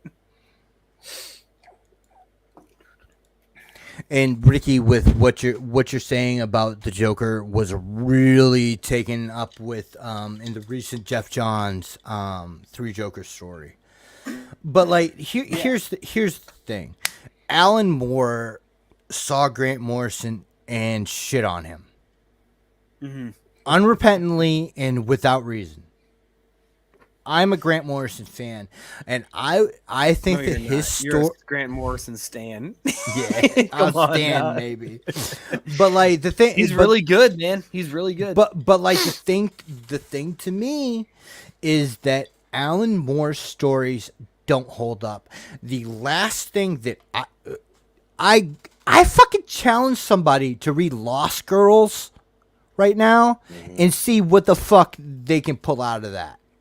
Now, if you last that thing was the one with was that the one with Snow White and the Disney princesses and shit like that. He thought that was a great idea. The last Alan Moore project that is still fucking readable to me is League of Extraordinary Gentlemen. That one. And then when you get to the later shit, that's really good. When you get to the later shit, when he starts pulling in, oh god, I can't remember the name, but like the Black Dossier and shit like that for League of Extraordinary Gentlemen, which by the way, fucking Morrison pulled way better fucking material out of the Black Case book. And see, like this is the thing, Alan Moore has set himself up as motherfucking Grant Morrison's like arch enemy. Basically, the two of them can't stand each other. But for me, I'll take Morrison all day. From Hell is a very, very dense read, and it suffers from Moore's problem of exposition as storytelling. He doesn't seem to Alan Moore strikes me as Stan Lee 2.0. Well, Stan Lee never wanted to write comics. It's from another era of comic books, Nick. I mean, it's like you just pick up a book from even one from the 70s and compare it to a book from like the let's say late 80s and just compare the amount of like words per page. You know, it's 2 to 1 from the book from the 70s to what it is even 10 15 years later. But yeah, it's like it's V for almost Vendetta. V for Vendetta to me at this point, after seeing the movie where they fucking dumb that shit down to its core principles, the movie's better than the fucking source material. And it's like, so what I would say is, I don't know if I'd go where you are, Nick, of saying like, because I can't throw all that shit out. I can't throw out V for Vendetta. And I haven't read it in a really long time. I read it when the movie came out, right? But I would say like he deserves his place in comics, but it's like I don't know why he is so resistant to that, and like then resistant to where it like the logical next step would be film and television. Well, Ricky, I'm sorry. What we're talking about is the fact that stories from the 70s about characters that Moore has written about stand up better and stand up to the test of time better than what Moore has written, in my humble opinion. Yeah, well, I think he might be throwing those dates out because I mentioned like the amount of text that would be on those pages.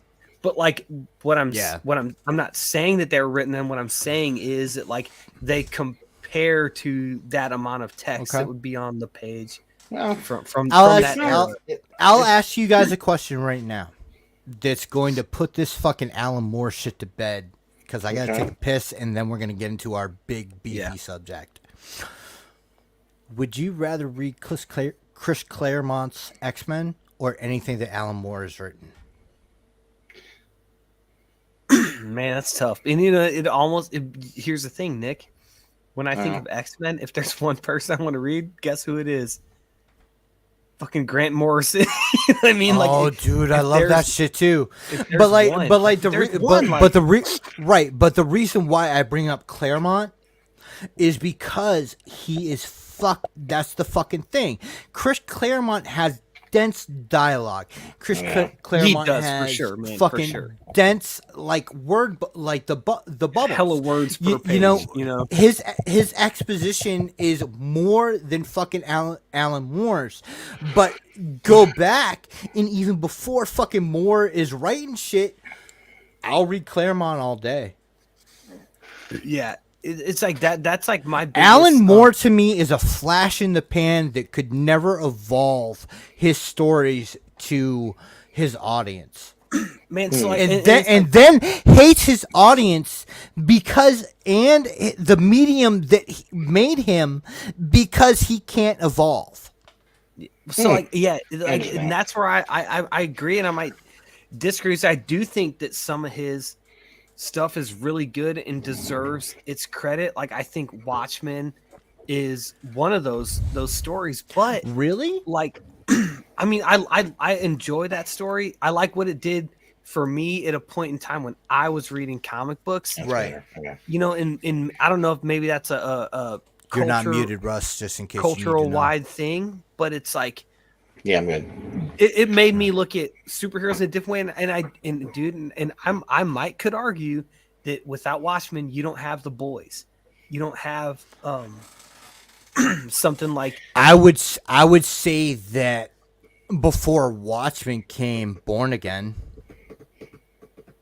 Daredevil's Born Again. Yeah, I would say that Frank Miller, and as bad as the sequels, holy fuck, dude, that's Dark Knight. Mm-hmm. Fucking. So wait, that was Dark stands up in many different ways because different they fucking shit. Were, they were both 86, right? Well, fucking thanks to Ricky, I think fucking Watchmen was 88. I think Dark Knight was 88 or around there too, because most of those stories came. Well, he was still doing Daredevil in like 86. Okay, yeah. And so then he went on to DC. That's a really good point, because all those things that in my mind.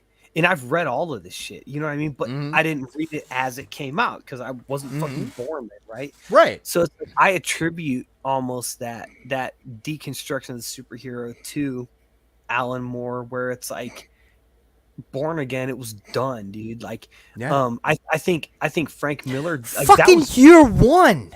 That was and like in that year one, oh my god, dude, I can't say enough good things about that book. But like with Dark Knight Returns, that was the first trade that I went and bought on my own, and like that to me is a deconstruction. Like that was to me like, okay, like as a 13-year-old, you know, who wants to read comics but doesn't want to read, you know, this kiddie stuff, as I thought of it at the time, and so forth and so on. Like, I was like, I want to, you know, see how these characters like maybe would be in the real world, and I feel like the Dark Knight Returns was. At the time, you know, like, and I still love that book, dude. Like That is such a good point that Ricky fucking brought yeah, up. what did he just say, man? It's just the same one trick because I was saying that he was a flash in the pan. Ricky's saying he's a one trick pony. Yeah, I think that might be because That might be way more accurate than what I said. Flash in a pan, I think of like he was hot for a while, but he hasn't been. He's had longevity. You know, like Dan Abnett to me is a flash in the pan. yeah, right. But like Alan Moore, he's had longevity, but he's done the same or a similar. I'll be thing. right back. I can't stop pissing in for now.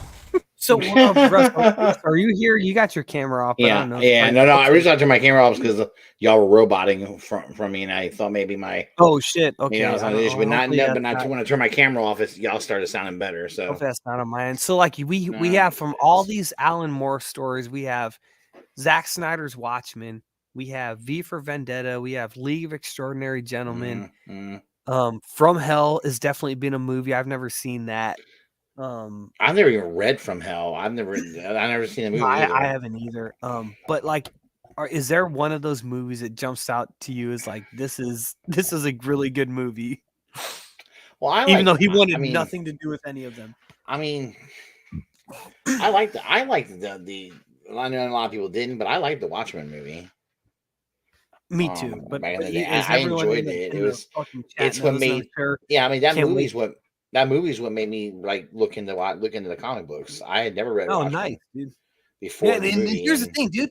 Like, I'm sure, like, whether you like that movie or not, that movie probably got a shit ton of people into comic books. You know what I mean? So like, that's always where I go with this stuff. Like, definitely got me going on it. And I'm sure even like fucking She-Hulk did the same thing for people. I had no idea that that Moore wrote So Moore wrote Batman stuff. He did the Killing Joke, and I don't know if there's anything else, which is like a trade paperback. I think maybe I guess I just didn't pay attention who did Killing Joke. I don't know.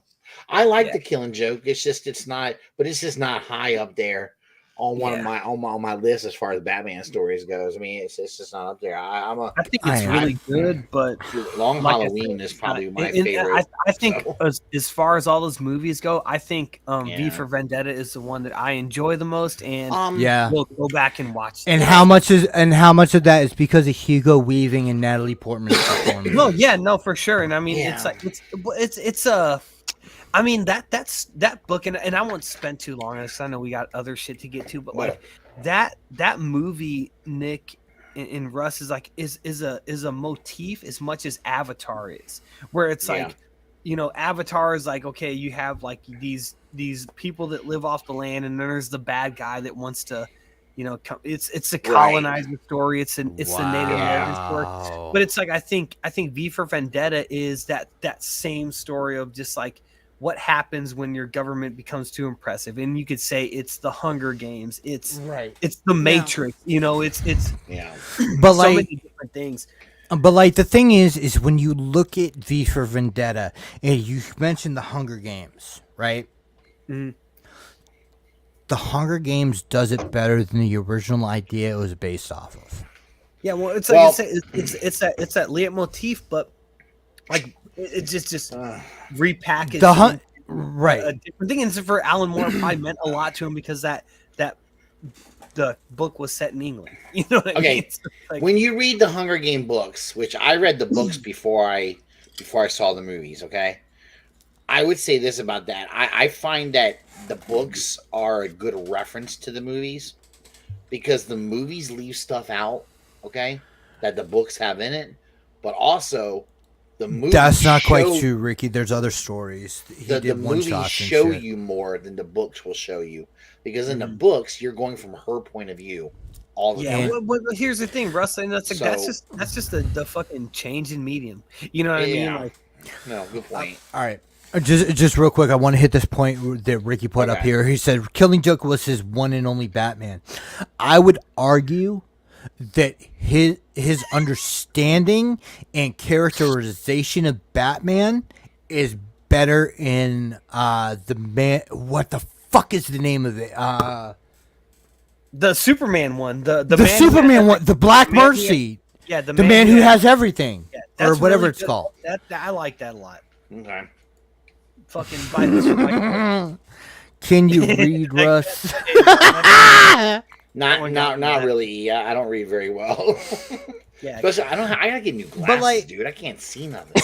Oh, dude, like I got here's an old man thing. I got those progressive bifocals and How they work glasses for you? Ben Franklin? go Yeah. because like they don't have like the line like traditional Yeah. bifocals, and so Right. like your eyes get tricked like all this the all the time?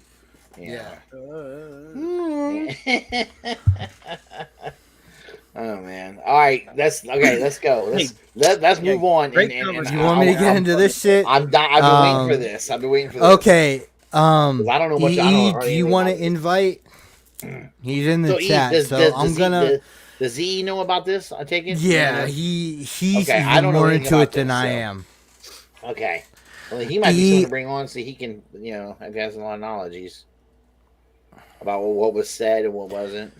Well, the thing, what I'm talking about, Ricky, is the whichever one it is. The Alan Moore came up with the concept of the Black Mercy with Superman, and to me, his characterization in that story of that Superman story is Batman's character. better. Yeah. Batman's characterization So like is that to me, better than that what was he the- did in fucking Killing Joke. that was the origin of the Batman. Like with We're gonna the get team, fucking E in a second. you know what I mean? Yeah. Like that was like the Batman Fuck you, Ricky. who had like everything figured out. And, No, Ricky, did you like the Killing Joke? I mean, that seems? wait, hey, mean- do you guys want to while we're waiting on EE Yeah, go ahead, dude. hit on this Alex Jones thing real quick? Okay. Yeah, absolutely. Let's do 2 minutes. that and Yeah. then So, like- start the Yeah, fucking because shit. I feel like we might circle back. to this. Yeah. But so he is Russ, did we cover what we need? What you wanted covered? Yeah. I just wanted to talk about that just real quick about the classified shit. I'm good. All right, cool. I'm just wanna also make glad sure. about the class. Go ahead. The Alex Jones stuff is fascinating. Yeah, go ahead because So, that's like, gonna be a he, good one too. he's gonna have It'll to give- pay, and pay is a loose term, but like upwards of like $900 million. Like he's almost in it for $1 billion, and we let Ricky in too. If he's sitting around, you tell him to come on. Yeah, Ricky, dude, if you want to come in and talk about this shit too, like I've always said, dude, we're Open invite, guys. we're Like, open seriously, invite, straight up, and if like- you feel some kind of way because of the way we have an opinion on something, fucking come in. Just let me Yeah, know, for sure. and I will fucking I give know, you the invite. Nick mentioned EE, and I know that might turn a lot of people off, but there's also some good guys in here. They're gonna be here too. But Alex Jones gonna have to pay up like upwards of $900 million for these basically like spinning these yarns of conspiracy theories about Sandy Hook being a false flag operation by the deep state to limit gun rights, et cetera, et cetera, et cetera. My take on that was like, and this will come into play of like, does he actually believe the things he says when he's on screen, where it's like he's been on Joe Rogan, Nick, like you mentioned, about like that's a character that he plays. And I said, got Right. it, get it. But he's played that character through this trial. And I thought that it's just a money-making opportunity. And I think that it would be, he could say like, well, you can see how the deep state is, prosecuting me in all of this shit. But like this amount of money is, to me, insurmountable compared to I don't what think he so. may make off of this. I don't know. Well, he's I still got more lawsuits I than think he has. he does have more lawsuits, and Yeah. that's a problem. But talking about this one settlement right here, well, not settlement, but judgment here, I don't think this is insurmountable. Dude, it's almost Because $1 billion. Yeah. He ain't worth that much money. Dude, these people buying all these fucking dick pills, Yeah, but the fucking survival shit. He's worth Dude, somewhere yeah, in dude. around the $200 million they That's have him what I estimated saw, at. too. Somewhere around there. Right. Yeah. You're talking That's- almost $1 billion. Fuck him. I hope he $1 winds up destitute working at fucking McDonald's. He's not, Absolutely. he But the won't, thing, though. the Rich thing, people the stop thing, him. the thing, cheeseburger. the thing that I'm saying is that we haven't seen. There's no such thing as triple cheeseburgers. It's a lie. We have. Are you a crisis shopper? Oh Jesus Christ! Fucking Ricky's feeling some kind of way, but like my thing is like we've heard, yeah, okay, he's worth 200 million, but there's been no accounting and no fucking estimation of what Infowars is worth. Yes, Ricky, we will throw you if you want to come in, Ricky. We'll throw you. I'm about to do it right now. He's doing it now. He already said, Ricky, if you asked you if you want to come in. Oh my god! Like I said, we ain't hiding from anybody. A little big girl too, man. Come on, man. I'll get. Oh, fuck him! And you know what? I got to be careful because I'm about to step outside as you talk about this Alex Jones shit, and I live in what I have come to notice. That kind of neighborhood. That kind of neighborhood. Oh yeah. Oh yeah. Yeah. I got a lot of Met fans out here, which is great. So they stop me all the time to talk about the Mets when they say I got a Mets shirt on. But then every once in a while, those conversations turn into fucking. Dude, like, do you see what you're looking at? Like, do you see what I look like? You know, can you tell? I just by looking at me, I'm probably not on your side with this. Yeah, right. Yeah. He's like, dude, oh my god, I'm in Florida, bro. Yeah. I think it's interesting because he's. They said something about some of the I guess the cases that are in Texas are going to be knocked down. The amounts are going to be knocked down because Texas has laws about how much can be paid out. Right. So absolutely. Like the thing about Texas is they do have laws, no matter if it's Alex Jones or whoever the fuck it is, that certain fucking settlements for certain things do get knocked down because right, there's and like a level. Like, and ultimately for them like a free speech thing of like you can say whatever you should be able to say. And he's asking for donations, saying the money ain't gonna go to that, but we all know where the fucking money's gonna go. No, dude, so and we all know how there's enough dumbasses out there that are gonna fucking send him money. Like this to me was like. Like while the trial's going on, I'm like, this is Steve Bannon, raising money for the border wall, which is why he's getting perp walked, basically because he just stole the money, which is like what anyone with half a brain knew that he was going to do. But he made a lot of money on getting arrested, and just like of that kind of like weave that narrative of like, look, this is what they're doing to us. Poor Ricky got to go to sleep soon, so I understand. Oh, this motherfucker. All right, Ricky, little bitch. Begging for a man, Ricky. No, love you. No, but it's like he made a shit ton of money off that.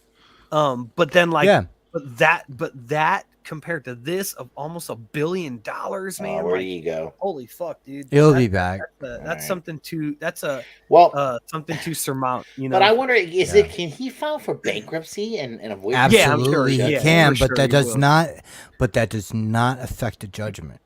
Because I remember O.J. Simpson pulled that shit too, and they were like stealing all his shit out of his house to put it up for auction and stuff. And the thing about O.J. was with him in the civil case was that they could only go after certain things because like they couldn't go after his NFL pension. So and then they couldn't go after what he made like after the lawsuit. Yeah, because they couldn't afford to go after his other streams of revenue besides what was declared at the time of their civil case. Yeah, I know he rolled down the floor to because fuck OJ. He's fucking guilty too. Yeah, guilty too. But you don't run if you're not guilty. But I mean, I just think rich people have a way of hiding money. That's all. They always have they're just really broke. There's broke, like what we know as a broke, and rich people broke is different. It's like me broke. Is. Yeah, right. I mean, you know what I mean.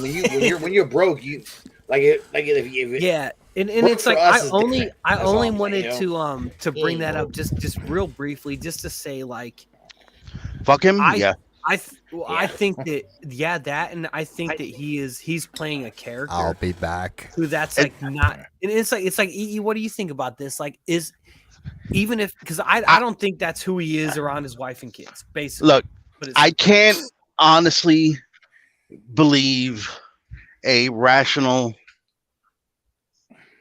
even somewhat educated person can think that all that shit was fake.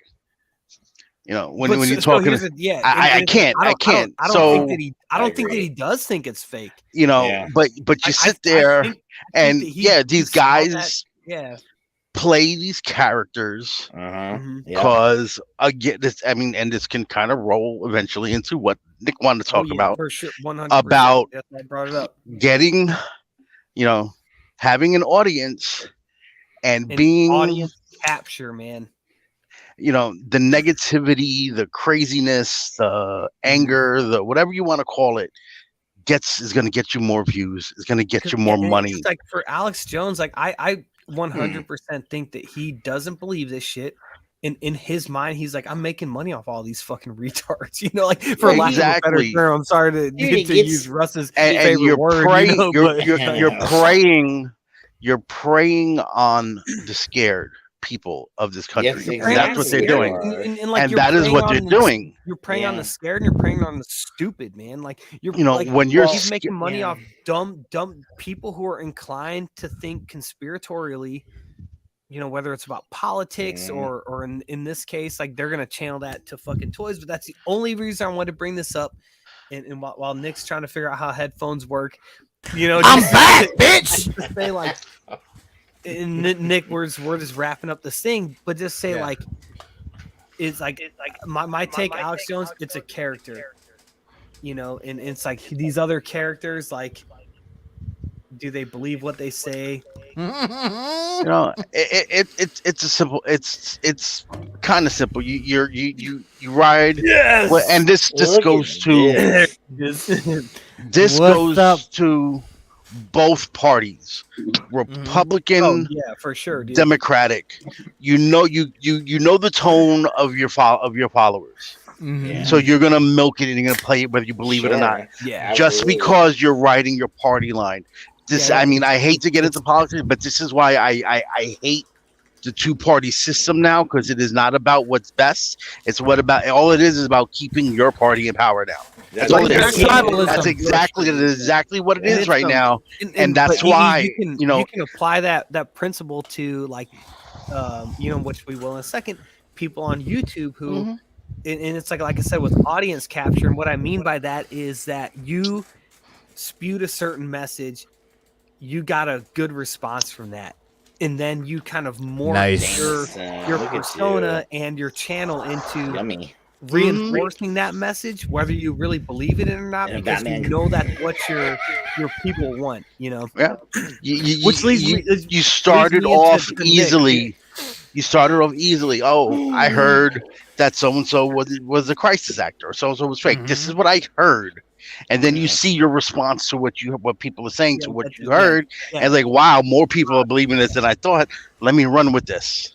It's a and run with this, and run with this, and it snowballs. The character snowballs. Yeah, but like, I just want you to know, whenever you're on here, brother, if you have something to fucking say it, because we'll go into politics, like, as you. Don't ever say you don't want. I don't want to talk about politics. That's the thing. I will, but I don't want you to feel like you can't. I know from being with you guys before. People say whatever the fuck they want on here. Look, this is a lot of y'all that know that when I've talked about it, I'm not huge into politics because they're all fucking liars. I don't care if they're. You know what? That's true. That is true. I agree. I've known too many people back when I was like 14, 15 used to lie to try to get a job at fucking minimum wage at McDonald's. And if you'll do that for minimum wage, what are you going to do for $300,000 a year and being the most powerful man in the world? You lie way more. So my thing is, and I say this, it's half joking because. We spend, if you're a Republican, you blame the Democrat. If you blame the Democrat, then you're like, well, he's not the president. Well, then it must be the Senate, or it must be the cabinet. It must be this, must be that. It must be all these. You got to find like 50 million people to blame. So half jokingly, I say this, but it's only a half joke. We should just bring back the monarchy, because if everything's fucked up, you have one person to blame. There ain't 50 Yeah. million people you gotta look for. There's Motherfucker. better The systems. motherfucking buck Yeah. stops here, baby. There's one. And if Yeah. you don't like them, you do like olden times. You assassinate that Fucking motherfucker kill and get him. his kids in fucking office. And if you don't like that motherfucker, you kill that motherfucker too and put the next one until you keep going until you find one It's that you part of fucking our like. charm, Ralphie. Is there an echo? There's We have an echo. there's definitely Ricky better systems than that, but I understand the sense. No, absolutely. Yeah. Because I mean, it's like you have in Italy right now. They have like a kind of goofy coalition. Yeah. You can walk to your like just find Well, some random England. Italian person on the street. And Hey, I'll be right they back. don't I'm gonna know- go they grab don't my know who microphone the- and stuff. I think I'm creating an echo on I you don't know. guys. Let me go grab No. my microphone. Y'all keep All going. right, brother. Yeah, go ahead. Yeah, like you But- can go to your average just real quick, like you can, like your average like Italian citizen on the street, they don't know who the prime minister is because it Yeah. changes every 18 months and it's a goofy coalition because there's like 400 parties in a Right, like and it's that, kind you of like know, that in in England, England, because like the thing with England that people don't understand is that the monarchy has the right to fucking abolish parliament at any time. yeah, but they never will. You know what I mean? Right, Like, be, and never but will, the they but the haven't. reason Mhm. that they won't is because of the public right now. You understand what I'm saying? I mean, but like back in the day, you didn't have a choice but to be a monarchist. Like the prime minister didn't come into effect until I believe like the 1880s or some shit. Yeah, it was. That's what I was gonna say. I mean, Alright. in modern history, like the monarchy is a symbolic figurehead type thing. So and it's like they don't even make like political statements. You know what I mean? Like they do. Yeah, like they they're- do. Like I'll give them that credit of like they do a good job of like completely staying out of politics, which is why They're- like it's so well Yeah, loved by it's like bullshit. the average British citizen. Where it's like for us, like that's just unbelievable. You know But, what I like- mean? But like they just. I think that Charles III is the ultimate evolution Oh, he'll do of something. the British monarchy. Yeah, the queen that just died, she was, in my opinion, great. You know, I mean, it's like you can say whatever claim against Britain and kind of tack it to her, like she was she Right, there was some colonization issues Yeah, it's during like her she- reign and she shit like presided that. over the greatest era of British decolonization that's happened basically, and then even Right. 30 years before, because I mean, like the biggest British colony was India. And that was decolonized before she even came into power. So all she did basically was, and again, not that she made any of these decisions, but under her reign, you could say it was just rampant decolonization. So It was rampant decolonization, but at the same time, the loss of life of the Falklands War, and yeah, for sure. that for sure. is definitely like, you know, a fucking consequence of Britain's colonial policy. Mhm. Yeah. You know, and the fucking, you know, the loss of life from that and other things is on her. Shit, Ricky. Ricky probably got to go to bed or some shit, Oh, or his alright. internet fucked up. I got it. So he's got an invite. So anytime he wants back, like right now, because he went to go get a mic. Here There he is. Good. Okay. There you go. You want to okay. get into that stuff, man? Yeah, I Yeah. had to pop You out want- and come back to get my. You want me to go into it? Let's go, dude. Yeah, he'll be back in a second. He went to run, but I'm dying to know. 'Cause I I'm don't know- here. I really don't. I don't know. Are you okay? I don't know much about. I don't know anything Alright. about this. All right, So- here's my deal. Like I was trying to like hype up this episode in the fucking Facebook group and on Twitter and shit, you know, like putting like teasers out and shit. But here's the fucking deal. Like I'm talking about retro blasting. Okay? Whoa. This dude is a fucking cancer on the community. Okay. First of all, we have where he came into my notice was the quote unquote debate he did with Scott Knightledge, Spectre Creative, where he couldn't even beat a dude that was having internet problems in a fucking debate.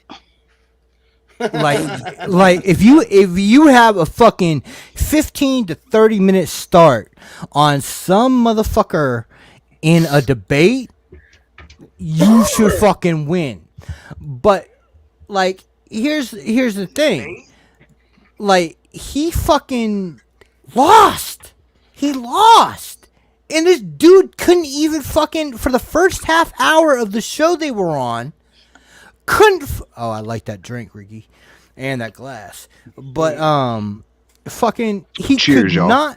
he could not touch this guy. And Scott Knightlich has his problems. Okay, let's be honest. But this motherfucker made me like Spectre Creative way more than I ever thought I would. Oh Jesus Christ. Okay, so like his whole thing is like he thinks for some reason because he was a fucking secretary at FedEx that he has some. I think it was UPS. Whatever. I think it was UPS. What the fuck ever. One of them shitheads. Yo, this motherfucker was getting somebody's lunch and he fucking thinks he has an idea about what the fuck goes on in shipping in a corporate environment. What he doesn't seem to fucking understand is that the shipping business and the toy business are two totally fucking different things. Yeah. So and it's he didn't know that they're different. Well, so Russ, like I was new to this dude. I watched this one video, and in this video, he seems to be he has strong feelings about crowdfunding stuff. So HasLab, whatever, and and then he just feels strongly against Hasbro and them raising their prices. And you know, like the first thing I said to Nick was, I'm 2 minutes into this video, I'm like, this dude seems to be confusing a business with a charity, because he seems to expect certain entitlements of price agreements that exist in his mind. You know, that the business shouldn't have to uphold or doesn't want to, and it's like I think it's like my main thing with him, and I don't know the guy, and I would fucking love it if this dude would come on and debate one of us, you know what I mean? But he seems to have realized some things on his own for the first time, you know, within the last... That nobody else fucking understands. To what he thinks, and just real quick, what he thinks nobody else would understand. Basically, that businesses try to make money. And... Oh my God, Get the fuck out of here, really? Really? Just try to... Where the fuck has all my money been going? Are they really trying to make money off my shit? Yeah, no, yeah. You know, just cut jobs to cut executives' bonuses, and he talks about all these really kind of banal things that we all know are just really regular practices. But I think it's like he is discovering them for the first time. So You're saying he's mentally ridiculous and he's just catching up? Your words, not mine, but you're not wrong. But, and like here's the thing, fucking Eric has been on this a lot longer than I have, so I would love for him to expound, and then I'll go into my shit. Here is my issue with someone like him, and it's not just him. There's a lot of them out there right now. Ever since this, and here we go again, bringing up the HasLab Ghost Rider came out. You know, a lot of crazy fucking videos have been put up. A lot of people that have no idea what the fuck they're talking about, spouting misinformation, and they're I think these are the guys that are the main reason why this thing won't fund. Look, perfectly honest, I'm not backing it just because I don't have an interest in Ghost Rider.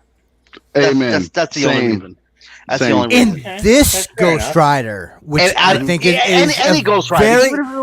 even if it was like a Carter Slade and a horse, I probably wouldn't, because I don't have an interest in Ghost Rider. My Marvel Legend interest slides strictly with X-Men, and that's it. But saying that, and I'll let you get back to your point. I think in a larger context that people would be more more willing to back this if it was a different Ghost Rider leading the campaign. Eric, what did I say? Possibly. What did I say? Possibly. What did I say? Day one, if they made this a 2 or 3 pack with like Slade and his horse and like Blaze and his bike. Possibly. Look, there's no denying. Yeah, there's no denying that I think they chose the wrong product. Absolutely, they did. No denying that, and overthought the want for a Robbie Reyes in his car. Can I say, EE, one thing before you go on? Like in the video that Nick sent, he kind of like he talked about people not backing the Ghost Rider, and in what he said was that he was like people are finally starting to see the like I guess like the lack of value with HasLab stuff, but like to me that's a mischaracterization because Absolutely. 100%. Absolutely. And 50-50 like at best. Like Cookie Monster didn't fund, this Goofy Lightsaber didn't fund, the Rancor didn't fund, like right. Unicron. They're not batting 100, but they're batting probably about 700. But the his tank is faster than anything. And like that's something that to me just jumps out is like you're mischaracterizing this thing. You know, like you're saying like people are finally starting to like get the fuck out of here. Like, in reality, what people are doing is not understanding basic math. I had the one picture that I sent, I think, in the group where it was fan made, so it's not precise numbers. But if you start breaking that thing down by what's included in it, if we'd gotten all 6 characters, you'd only been paying $120 for the fucking car. and which is well below the number that everybody said it should be worth. They said, "Oh, $200, I would have backed this." Yeah, and I only wanted to bring that up just to make that point of like he's characterizing it in a way that I don't think is what it was. But yeah, go back to he put out a video when they announced the Mattel Eternia. When they put out the Mattel Eternia.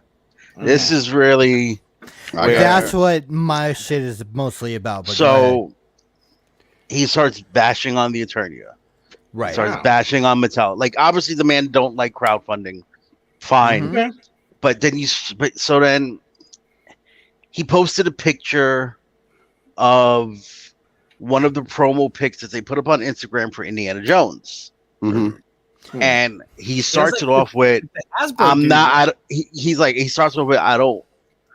sitting here talking about how this guy looks. Yeah. But why would you put the picture up of how this guy looks with that face? And then he went in on that, on how this guy looks.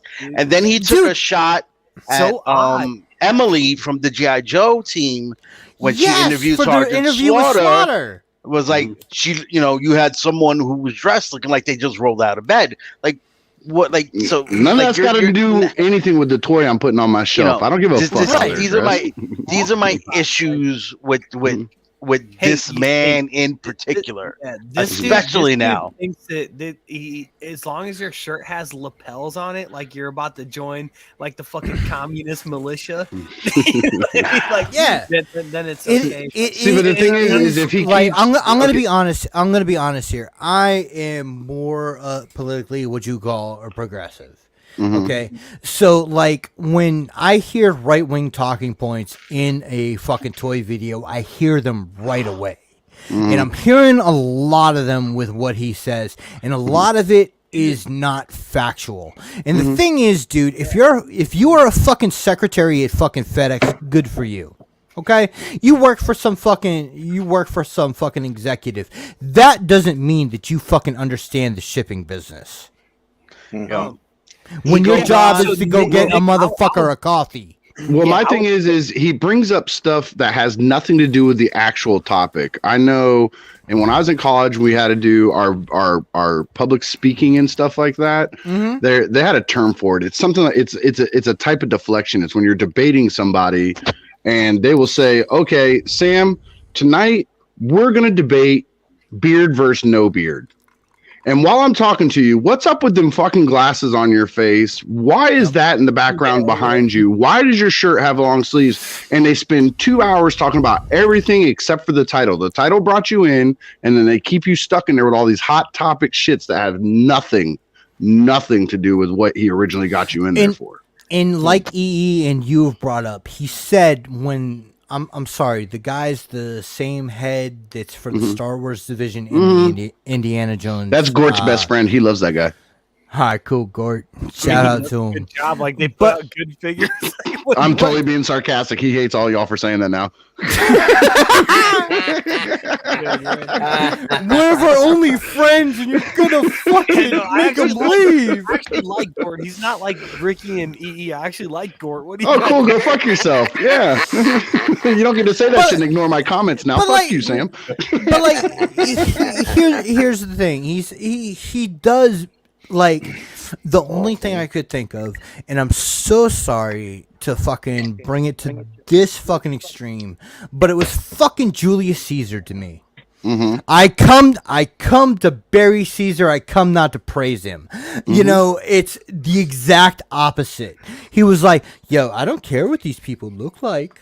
Now let's talk about what they look like and talk Now nothing about the let's HasLab. fucking let's talk about the aesthetics of this dude's shirt. Let's talk about how fucking Emily looked while she was fucking interviewing Sergeant Slaughter. Emily And let's always looks not- frumpy. What's wrong? and- So what?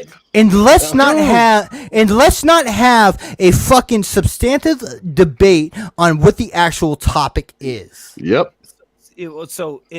I can go off for a second because like to Go. me his rant seemed to lack any type of curiosity. Like it seemed to me like intellectually lazy. Mm-hmm. Like it seemed based almost entirely. Sorry, off Ralphie. I hope it's gone by now. like it seemed to be based off like I said, things that he might have realized for the first time, but then like he seemed so unwilling to like engage in any type of complexity. Like, and what I mean by that is he talked about Hasbro's price increases and from, you know, whatever it was 2019 to now, and it's like, to me, you know, you get a Marvel Legends off the shelf, like, is it the same quality from 2019 as it was now, or is it better quality? Because and I'm not even a Right. Marvel Legends guy, but like To me, I think they're the same, but the price matches the economy and the world that we live in. You and I looking both at know you go out and put a fucking gallon of gas in your record car, it costs you inflation. $4 a gallon Yeah. instead of the $3 you spent in but then like 2019. Ricky, I would even give Hasbro flowers here, because I'd say like that your average Marvel Legend is better than it was in 2019. You got pinless joints, you got face printing used on these comic book most figures. of the time. Like, that to me is like They're putting more love in it. Yeah. so like Right. yeah, you have the price increase, which take all the improvements on the figures off the table, which to me would be enough. If I'm getting a better figure, I'm throwing my money out the fucking window, right? You know, but like as you said, price increases are across the board for everybody. This dude mentioned Mattel in their price increases, and he said something like they're taking a page out of Hasbro's book. I'm like, bro, find literally one thing. Go to Target, find one thing on the shelf that isn't more expensive than it was in 2019. Go buy a piece of bubble gum. You know, the Hubba Bubbles, the little things that used to be 10 cents. Now they're 25 cents. It's like And a 14.5% inflation rate right now from like I mean, 2019, it's 2020 insane, to absurd, now. but it's like what I would recommend if you're curious, watch. I missed your comments before, Ricky. Sorry. Oh, you're good, like, man. Like they on the Fush channel, they do interviews with the Super. I 7. love that channel, by the way. Me Just, too. just so that people know I don't shit on everybody. exactly. I I was love the swoosh. Like Robo and the other dude, I forget his name. Both those guys, really nice. If you comment on something, they will reply back. Like they're just those type of dudes. Yeah, the dark haired guy that always talks to Dan from Super 7. You're talking about him? Yeah. Yeah. And they will Veeves. Yeah. But they will interview the dude from Super 7, which I don't own one Super 7 thing. I probably never will, but like that dude, they get into the minutia of like, here's why things are expensive. He's like, tooling's expensive because steel's expensive right now because of these tariffs that have been put in place on Canadian steel and fucking Ukrainian steel, which, you know, like right now we're like, you know, we're doing this thing where like we're giving this 1 year tariff break on Ukrainian steel because they're being invaded right now, which is like let's just We're make trying to that- get it while we can. Is what's going on let's there. just make that for forever. You know what I mean? It only increases prices domestically, right? When we have to source those things from other places. So, But they don't want to hear. Nobody wants to hear that. Nobody wants to believe that. It's like, oh, that's bullshit. It's bullshit. They just throw it to the side. Like none of that matters. Right. Look, no one is happy about price increases. I understand. I get it. I don't want to spend $30 on a Marvel Legend in my Target now. Yeah, but no one is here's- happy about that. Here's the problem. I Is, agree that. Like, But y'all are- understand. But you just- still have to just real- understand where it's coming from and why are these prices being increased. just hold on, Sam. Just real quick, because I'm gonna be honest, and I love Russ, and Russ is one of my favorite people. in fuck the world. Russ. And I hate this fucking dude. But Russ's opinions are closer to retro blasting than ours. So I'd like to hear what Russ has to say real quick. Oh, now he's super fuck Russ. okay. Okay. Fuck you, Russ! I'm coming for Anna again. Right. Let me first point out some tactical problems with his argument. The inflation rate from 2019 is 16.1% from 2019. So if a figure was $19.99 in 2019, it's like $24 now. That's what it should be, right? $24.99, which is what they're charging. So that's depending where you understand, it's different. Yes, across the country where you live. This is $21.99 here. This is also on average, not necessarily. Yeah. But you're right. It does depend on where you live. He's absolutely right about that.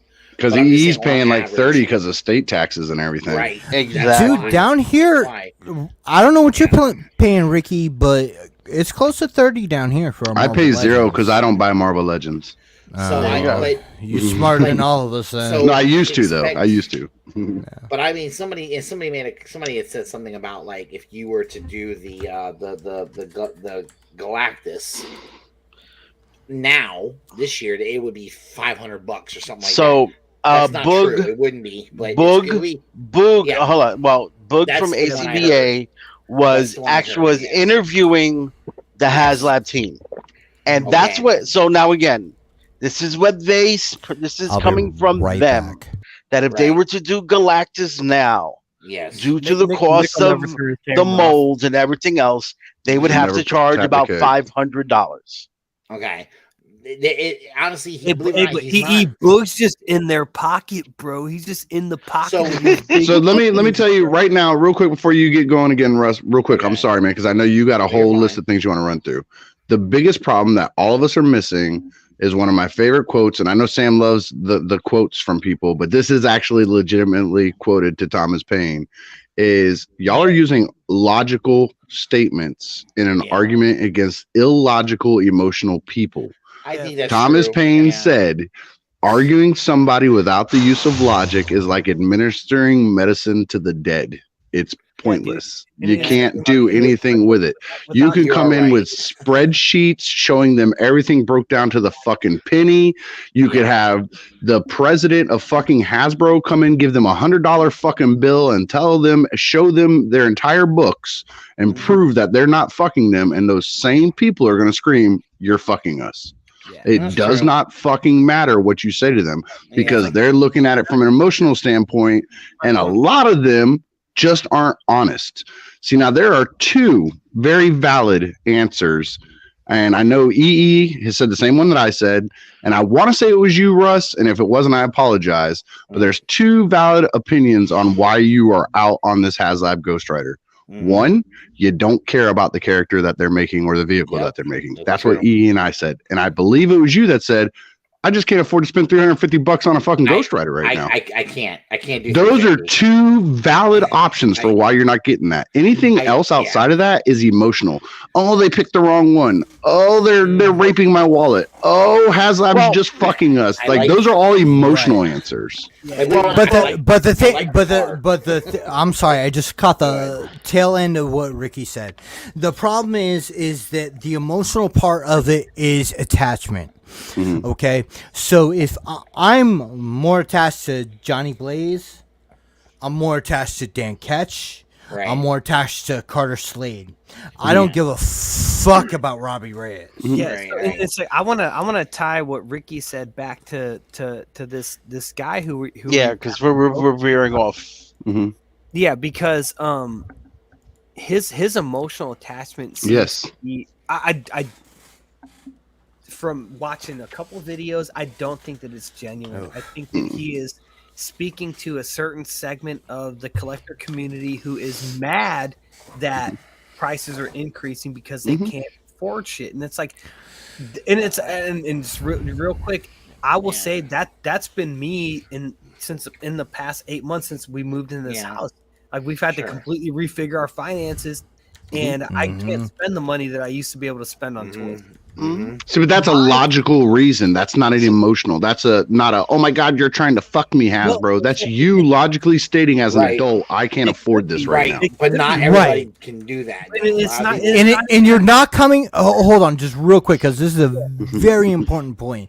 You're not coming from an point of entitlement that you need to be able to afford or buy this product. And it's like not even from a place that I can't. It's from a place of like, it's not necessary. The time will tell. But I don't feel a way about it. Is my point, because I know like the trade off. What's the fucking trade off? Yeah, but you're using logic versus emotion. That's what I'm saying. All these people, like even that guy, doesn't talk from a lot. His title is a logical statement. Is Hasbro charging us too much or whatever? That's a logical statement. That's a logical question. But then when he starts, it's all emotional. Oh my God, can you believe what they're doing? Look at how they look. Look at how they act. That's all emotional rhetoric. I'm also going to say this though too. And again, he lost a debate to Scott Knightlich. Let's keep this in mind though. Okay, I might not. I can't afford $350, and I can't. And I like the car. I really do like the car, believe it or not. And I could use it with other figures and stuff. I can't afford to do it. Like you gotta fucking get in there. Like this is the Shark Tank, bro. But I will say this. Though. People gotta get it mixed up. Is like some people are gonna say, I personally don't believe that is worth $350. Right? Okay, fair enough. Remember, Bobby Skullface has said this several times. I'm trying to, just say, if you can't afford it, great. That's okay. There's nothing wrong with that. Or you don't, or but own that. Your value. But yeah, if it doesn't match your value, if it doesn't match the value you put on it, that's great. But don't shit on other people who are going to appreciate the value or say that they think it's a good value. I mean, it could be a good value for some people. I get it, I think for the intentions of this discussion, I've got to take control a little bit. I think that I actually took some fucking notes. So I think I wanted Russ. Are you prepared? Russ still hasn't finished his rundown. I wanted Russ. Go ahead, Russ. Sorry. To finish his point about it not about the $500 not being true. Well, no. Okay, go ahead. Well, I'm going by inflation rate on average. That car should run about 438. I mean, not the car, but but if they were to do Galactus today, it should run around 440. 438, okay, 440. so now we're talking that's on average. We're talking $60, right? Right. Difference to what they said. Yeah, and Ralphie's got it right here, though. What's he say? Go ahead, Eve. Go ahead. I'm not trying to interrupt. No, you, I'm bro. coughing. So that's the inflation rate on average is about that, right? But some things are higher for certain things. That's true. Some things didn't go up 16%. We're looking at the steel right now. We're looking at the steel right now. With everything else has gone up even further. Probably. I don't buy steel. I can't tell you what steel costs. I don't think anybody in this fucking community. I won't say anybody because you don't know what certain people's Hey, bro, you don't know what I'm willing to do. Aren't out there buying. Put a Klondike bar on the table and see what happens. Aren't buying steel, so we don't know. I agree with that. They're gonna sit there and tell us it's $500. Look, I know it doesn't cost them to make all this for $500, but there is a profit involved that they need to make this worth. All right, you have salaries you have to pay. You have factories you have to pay. You have shipping costs. materials, artists, man hours, all that stuff also gets factored in. Emily's rumply clothes are not free. She has to pay for that shit somewhere, man. Yo, I like me some Emily, and like it's not just because I like big girls. I actually like the how she does shit. But let's be honest here. We're probably gonna go for another hour here. So I don't think so. I don't think we'll go for another hour. Dude. Like you don't know what I have on this page. Well, so like we're gonna go for another hour. He meant he's gonna go for another hour. I'm gonna go for another hour, and you guys can fucking all drop off as you wish. Listen, he is very proud of himself that he's got some shit ready to go. I think he's proud of himself that he took notes and he's still sober enough to read them. I think that's what it is. Fair enough. I'm only on my second mason jar, Ricky, so we're good. You know, this back to retro sensitive faggot real quick. Whoa. I do not approve of that. English cigarettes. English cigarettes. English cigarettes I'll go with, but he right? bashed the way people were looking. Mm-hmm. It's and another comment. Right. That he made that really fucking irked me was he started talking about how Hasbro was talking about layoffs. He said that if anybody on that Hasbro the live facing feed, Dan and them, get laid off, he has no sympathy for them. Yeah. Right. Okay. Like, which is shitty because they have families too, man. You're talking about people's jobs. I have all this. Let me go ahead and direct us real quick. So what I want to hold on, Russ. Russ, you're not finishing your rundown, dude. That's okay. He did. Fuck Russ. We'll get back to Russ. It's okay. But here's what I want to touch on first, and then we'll get into notes, and then we can go ahead and touch everything. And if I miss something, please be free. Please be free to correct me. But I want to go with Ralphie first. Okay. So I backed the Ghost Rider only because I'm gearheaded and I want the car. It's expensive, but I would likely sell the figures to recoup the money. That is what a fucking collector would do. And if it was you, it would be Mephisto and Blackheart. You know what I'm saying? I said the same thing. If this thing funds and it gets to the Goblin Queen tier by some miracle, I'm backing it because I want a Goblin. I want that Goblin Queen, and we'll get into the Goblin Queen issues later. And the nonsense people are talking about because they, like it's obvious some people need to fucking get laid in this world. But we can get Ralphie, stay with us. Stop buying toys and buy some prostitutes, you fucking weirdos. We can get into that later. On Tinder, man. All right. So here's what I'm going to do real quick. I'm going to go ahead and run through your points. Run through your points and your notes. Point by point, so that way everybody gets a chance to respond. Russ can make his points. Everybody else can make their points. Me and Sam are going to drink while you bullet point, bro. Yeah. So like the first thing that I'm looking at is this dude made fun of Charlie Cox for his name. Okay, and then he's going on and making fun of both the head of the Star Wars HasLab and Indiana Jones HasLabs for their appearance, and at the same time he says that he's not. Okay, that's the first point that I'd like to go ahead and bring up to this. That's a continuous thing through the video. Go to your next one. Well, we discussed it. And we discussed it. What we didn't discuss is that comments like this, talking about people's appearances and basically shit that doesn't matter to what they do. That's talking about my sleeves, like Ricky. That brings us to the same point of motherfuckers calling the Marvel Legends guys the China Twins.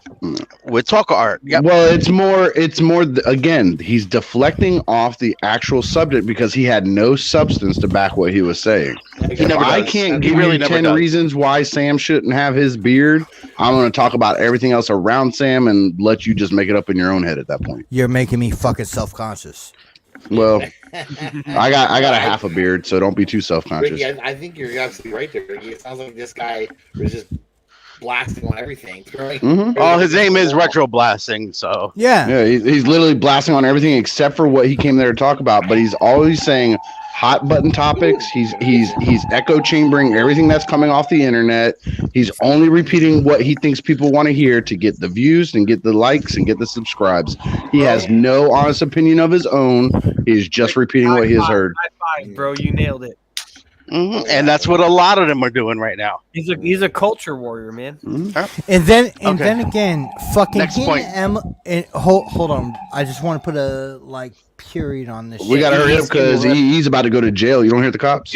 I hear them cops, and we'll fucking keep going through his arrest. Once they slap the hand fucking cuffs on him, I just want that audio. Ask the cops what they think about the HasLab. Yeah, make sure that they know that there's a Dodge Charger at risk in this HasLab. But no, it's a Schmodge Schmarger. It's not a Dodge Charger. Yeah. But that's here's my thing. It's to put an end point on this bullet point is the fact that he goes and hits these people over their appearances and the choices of the marketing department that has nothing to do with design or the presentation of the product. Price. Okay. His cheapest price, dude. In all honesty, he probably either can't afford it or just doesn't think it's worth that, which he's not saying because then he doesn't get the clicks. Right. Saying I cannot afford much of anything in a crowdfund right now, but I will tell you, if the HasLab fucking Ghost Rider gets close, I'll put in, because I'll make sure that I make that sacrifice in my finances, because I've recently moved. I have most people are in this state. Most people have recently moved, and they have an increase in their rent. And Ralphie touched on it, though. Worst case scenario, you can recoup your money either off the car itself by keeping the figures or off the figures by keeping the car. I mean, you can get your money back or just sell the whole fucking thing on the secondary market for twice the price on day one of release. I mean, you're going to get your money back. I don't know if it's going to ever demand twice the price. I don't think it'll ever hit that high in the aftermarket. I think that Mephisto you can get an easy $100 for. I think that you're exactly right, and we'll get to the reasons of why for what you're saying later. But what I'm saying is, this is probably the least, depending on what community you're in, this may be the least resellable HasLab. But at the same time, depending on the community you're in, this is the most resellable HasLab. And I'm going to say, when you're saying it's the least resellable, I want you to understand they had a super extend Unicron to make it fun, and now that thing's going for $1,800 to $2,000 fucking dollars. So don't tell me that this thing won't sell for higher money on the secondary market. It will, because there'll be that one asshole that's like, "Damn, I should have got in when I got in," or I couldn't afford it at that time, but I can afford it now. Like, people I didn't say it would go higher. I didn't say it wouldn't go higher. I said it wouldn't. I don't think it'll double, because even the Sentinel right now hasn't doubled. It doubled day one. It doubled day one. Day two, like those first couple of days it came out, but then it's dropped to you can find one now as low as 600. This is why I'm saying that this one will, because when people start having them in hand, and all those people who don't care about a Ghost Rider start seeing how good their other figures look with just the Dodge Charger by itself, they're going to be like, fuck, I should have got it, because it actually is scaled correctly to my 6-inch figures compared to all this other shit that people say scales, which actually doesn't scale to their 6-inch figures. Like those will be the ones that'll be chasing it. Russ, I'm not picking on you, brother, but I am. Fuck you, Russ. Russ has talked about the Bratz fucking catalog. Get the fuck out of here with that Bratz car bullshit. That's nowhere near. Get the fuck out of here. Yeah, that's Russ, you talk about that around me, I'm gonna slap you.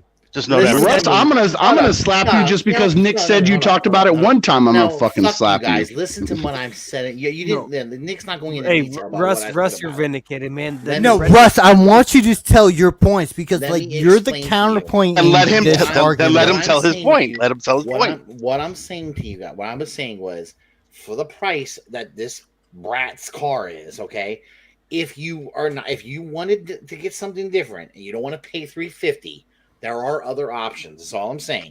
There are things. Okay, and all I'm saying is for $89.99, I can go buy a Power Wheels at Walmart. I'm not going to put my 6-inch fucking figure in it and say it looks good. I don't give a fuck about the Bratz car does not match a 6-inch figure. It does. It fits. I've tried it. It does. It fits. Just because you can put the figure in it doesn't mean it fits. But Russ, do those doors open? Yeah, they open. Mm-hmm. Okay. No, they do all kinds of crazy shit with that, but it's not made for a 6-inch action figure. Right. They're 1/10 scale. But neither is which means the car is 1/8 scale.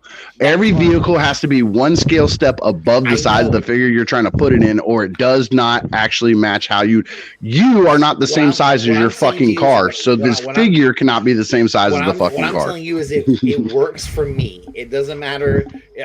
I can make it work, and well, do me a favor, Russ. While you're there, Russ, take your one hand, go like this and cover this eye.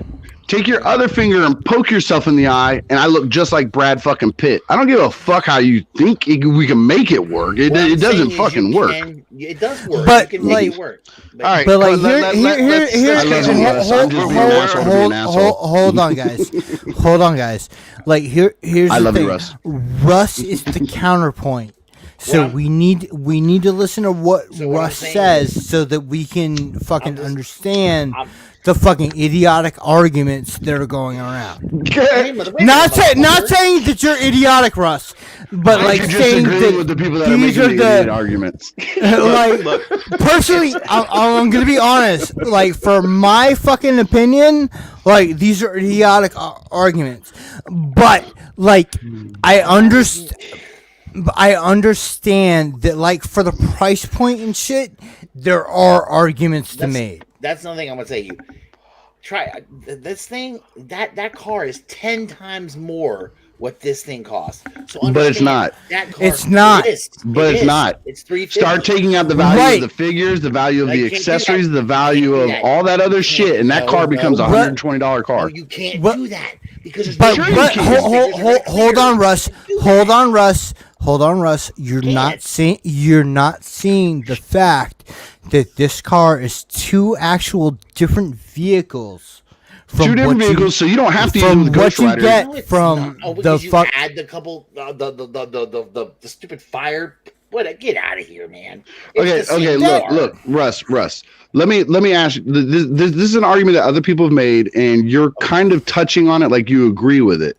The problem with tiers is people think that tiers. Go fuck yourself, Gort. I'm not anywhere near retro blasting. Go fuck yourself. So you're saying that the car is $350 and the tiers are just things that they're giving you because you bought the car. No, that's not if you think Hasbro did not swallow the cost of those figures into that $350 fucking dollars, that's not you might be retro blasting over there. I'm not saying that. I know what you're saying, and I totally agree with you on that. But you cannot include those figures until they're unlocked. That's the problem. If people thought that way, it would be unlocked already. If people took the simple math and subtracted those prices out, that car is $120, and their arguments of it's not worth $350 are invalid from Jump Street. Hold on. No. Everybody. To say something. Okay. You go. This is and then slowly turning into a shit show, guys. Please, like I'm pregnant. Please, let someone finish their statement before we jump down each other's throat. Okay, go ahead, Russ. Russ, finish your point, and then we'll go ahead. If this funds but only hits 9,500 backers, you only get the car, you get the Ghost Rider figure, and you get a head. Hey, Russ. Oh yeah, and the extra components to make it the fire car or whatever, the demon car. Russ, from what you said, until you heard this on other YouTube channels and other collectors thinking that and saying this, which they've been influenced by these YouTube influencers, would this have been your thought? Wait, about the tiers? My thought. No. Yeah. I agree with Russ about that. I like tiers. I don't. I just don't incorporate. Yeah. I just don't count tiers until they're unlocked. But Hasbro does. Hasbro does. I know they do, and that's why I think. So hear me out. I almost wonder if Hasbro's counting on those tiers not getting unlocked. They're counting. Oh, it's better for them in a way. Yeah, because then it's all extra money to them. Yes, because they're getting that 350 no matter what 380 something when you add. Right, Russ. But if you hadn't heard this opinion before, would you have thought this? Well, I thought the opinion right away. Well, So let me ask you also, hold on. What do you mean? Russ, I do also, too. is That's like my 350 knee-jerk a significant drop for you? Well, that's nothing. That's I'm a little biased here, guys, too, because like I said, 350 is something I can't afford right now. So I look at it as saying, "Oh God, that car is so expensive." I do what y'all are saying. If you got all those figures unlocked, that's a hell of a deal. That's a good deal. It is Absolutely, and that's an easy thing to do. If people would do that basic math, you can get 12,000 backers overnight. Like it's not that hard. But people are afraid that it's not. It's not guaranteed. It's not Well, guaranteed. here's the thing, and like my whole fucking reason for doing this is people like retro blasting, hitting these fucking crowd-funded projects, and I want to get into Eternia later, so that's why I said this is probably gonna go like an hour or two more. I ain't got nowhere to Like- be tomorrow. I'm off tomorrow. Let's do this. Yeah, that's what I'm fucking saying. Like, fucking, the thing is like, you have to consider the tiers in value. And when people start talking about how these tiers aren't equivalent in value to what you're unlocking, they're fucking lying to you. Man, so That's the thing. Hold on, Sam. I'm sorry. I'll let you go next. But here's the thing: these companies. If you look at Eternia, if you look at the Ghost Rider, fucking. Oh, there's gonna be a hangout later tonight, Brink. But we're still fucking going. I don't know about that at this point. Not if you guys keep this up. Oh, dude. Dude, I'll fucking go all night at this point. I'm fucking drinking rum. I mean, this shit we could take this to the hangout at some point.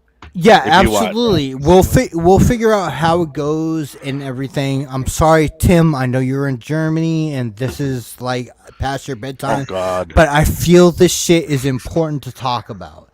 Like my problem is that I feel that with the people like Retro Blasting and everybody else slapping these HasLabs for the fact that they fucking exist in the first place, and then telling you that the tiers don't add to the value, they're fucking lying to you. But Nick, that's I understand what you're saying, Nick. But that's they're not lying. They're just mistaken. They're mistaken how it works. I think they're If they're mischaracterizing it. But if those tiers don't unlock, they add no value. You're right. But you are right. But the thing, you are 100% correct. Russ. You're absolutely right, Russ. But at the same time, if you look at this Ghost Rider and you've seen Mephisto, right, and you've seen a Goblin Queen, It doesn't matter till it like locks to me. Because oh it's like, shit, somebody's here.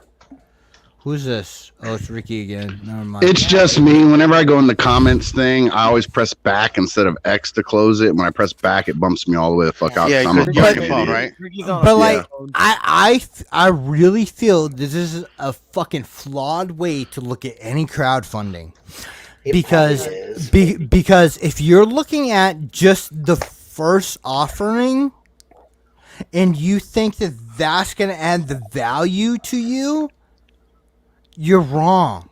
No, that's just it, Nick. And this motherfucker has said that people have regretted buying the Sentinel and Galactus. And I can tell you, as somebody that bought 5 Sentinels and 1 Galactus, that I'm not regretting my purchase. I think he's mischaracterizing that. I get the thing about with the tiers, because like to me it's like if I went to McDonald's and was like, I want a double quarter pounder with cheese meal, and they were like, okay, we're gonna charge you for the thing.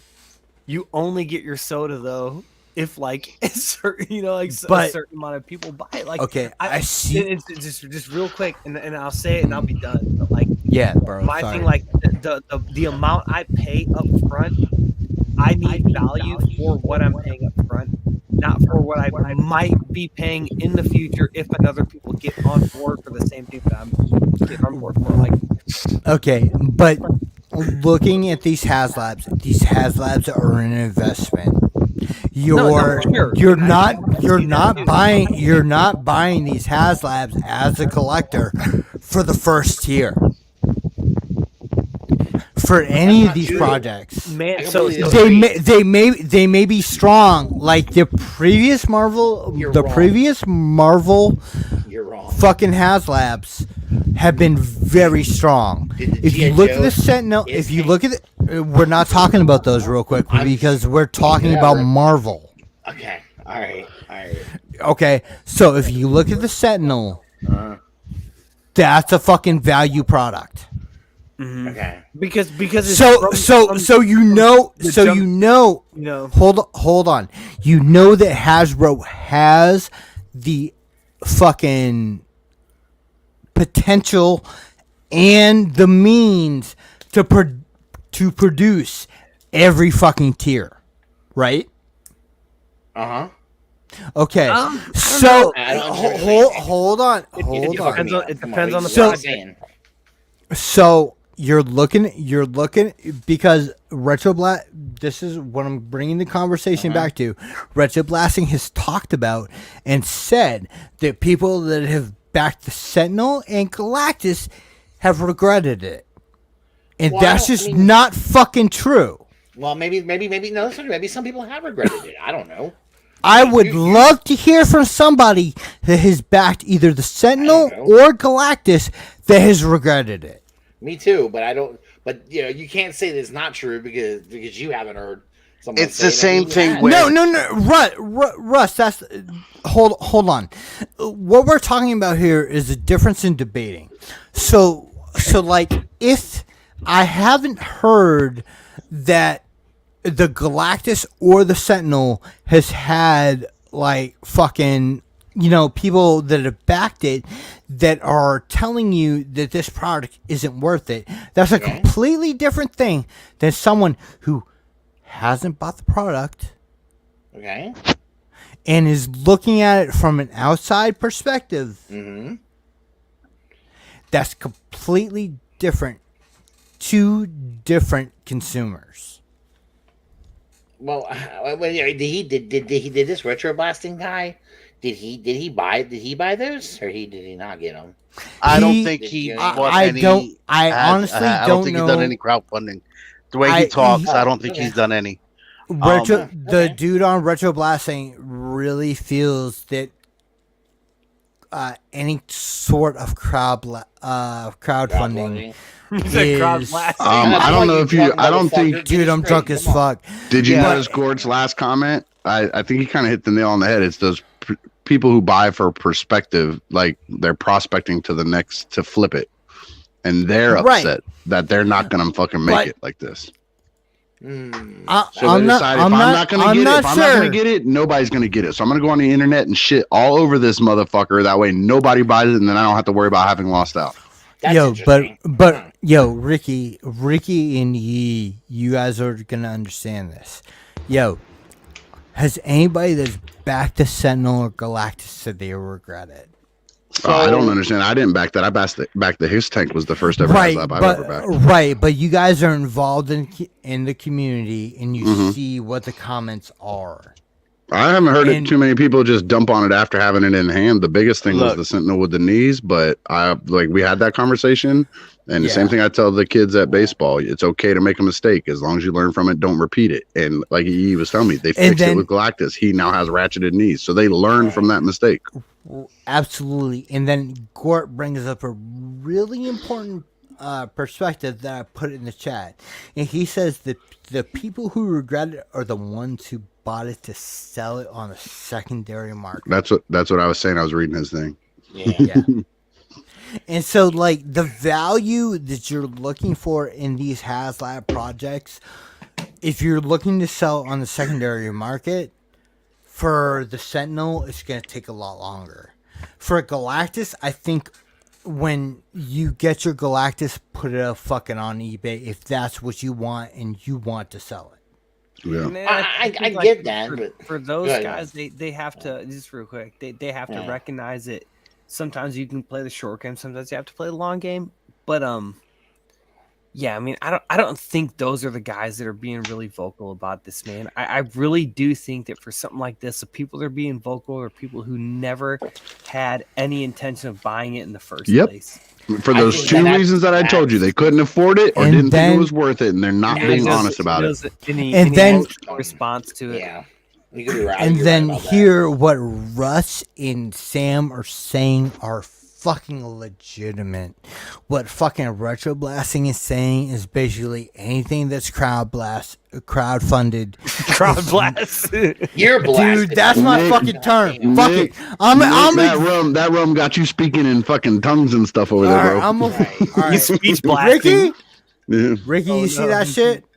I'm with you, brother. This is number 3 for me. I'm playing catch up. This we're gonna have to end this show because I don't think you're gonna make it another 10 Calm minutes. down. Calm down. Oh, he's chugging it. He's chugging it. Nick's about to come out here speaking.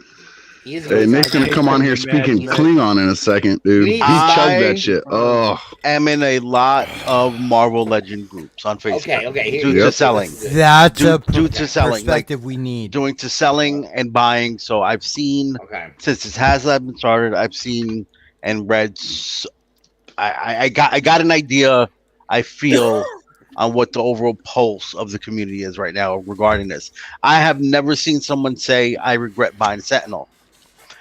You can't say that about Galactus because 90% of the people haven't even gotten theirs yet.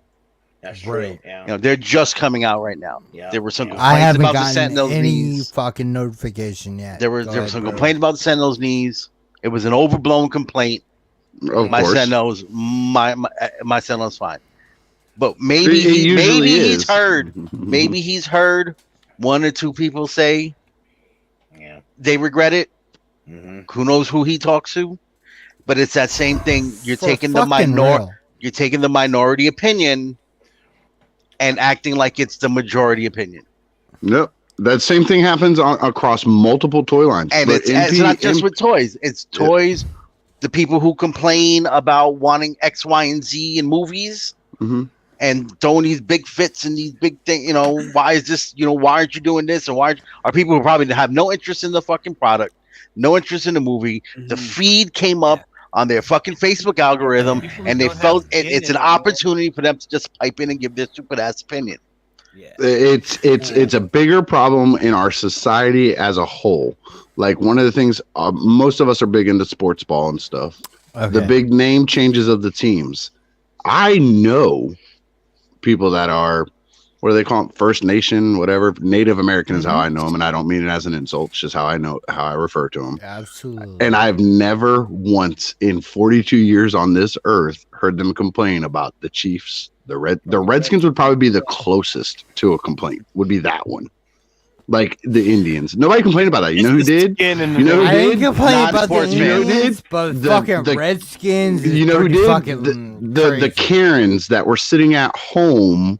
And I say that could be male or female. I'm just using the term in general, the Karens. It could be anybody who just had free time on their hands and wanted something to bitch about. They're the ones that did it. Well, dude, Ricky, there's this thing like this must have been like 2010 or something. There's this festival in China where like they just like killed and ate all these dogs because that's just like what they did. And there's like a contingent of like suburban housewives in America that like made a fuss and got that shut down. Like it's, you know what I mean? Like, why the fuck do you care? It's in China, motherfucker. They're not eating your goddamn dog that you carry around in your purse, you stupid twat.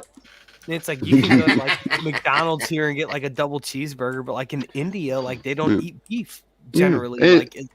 And it's made out of fucking emu meat anyways. I don't know why anybody bitching about McDonald's, but fuck all them people, man. Yeah, you know, I'm gonna leave off at McDonald's because I gotta go to bed. I don't gotta work tomorrow. My kids get up at like 5:45. So.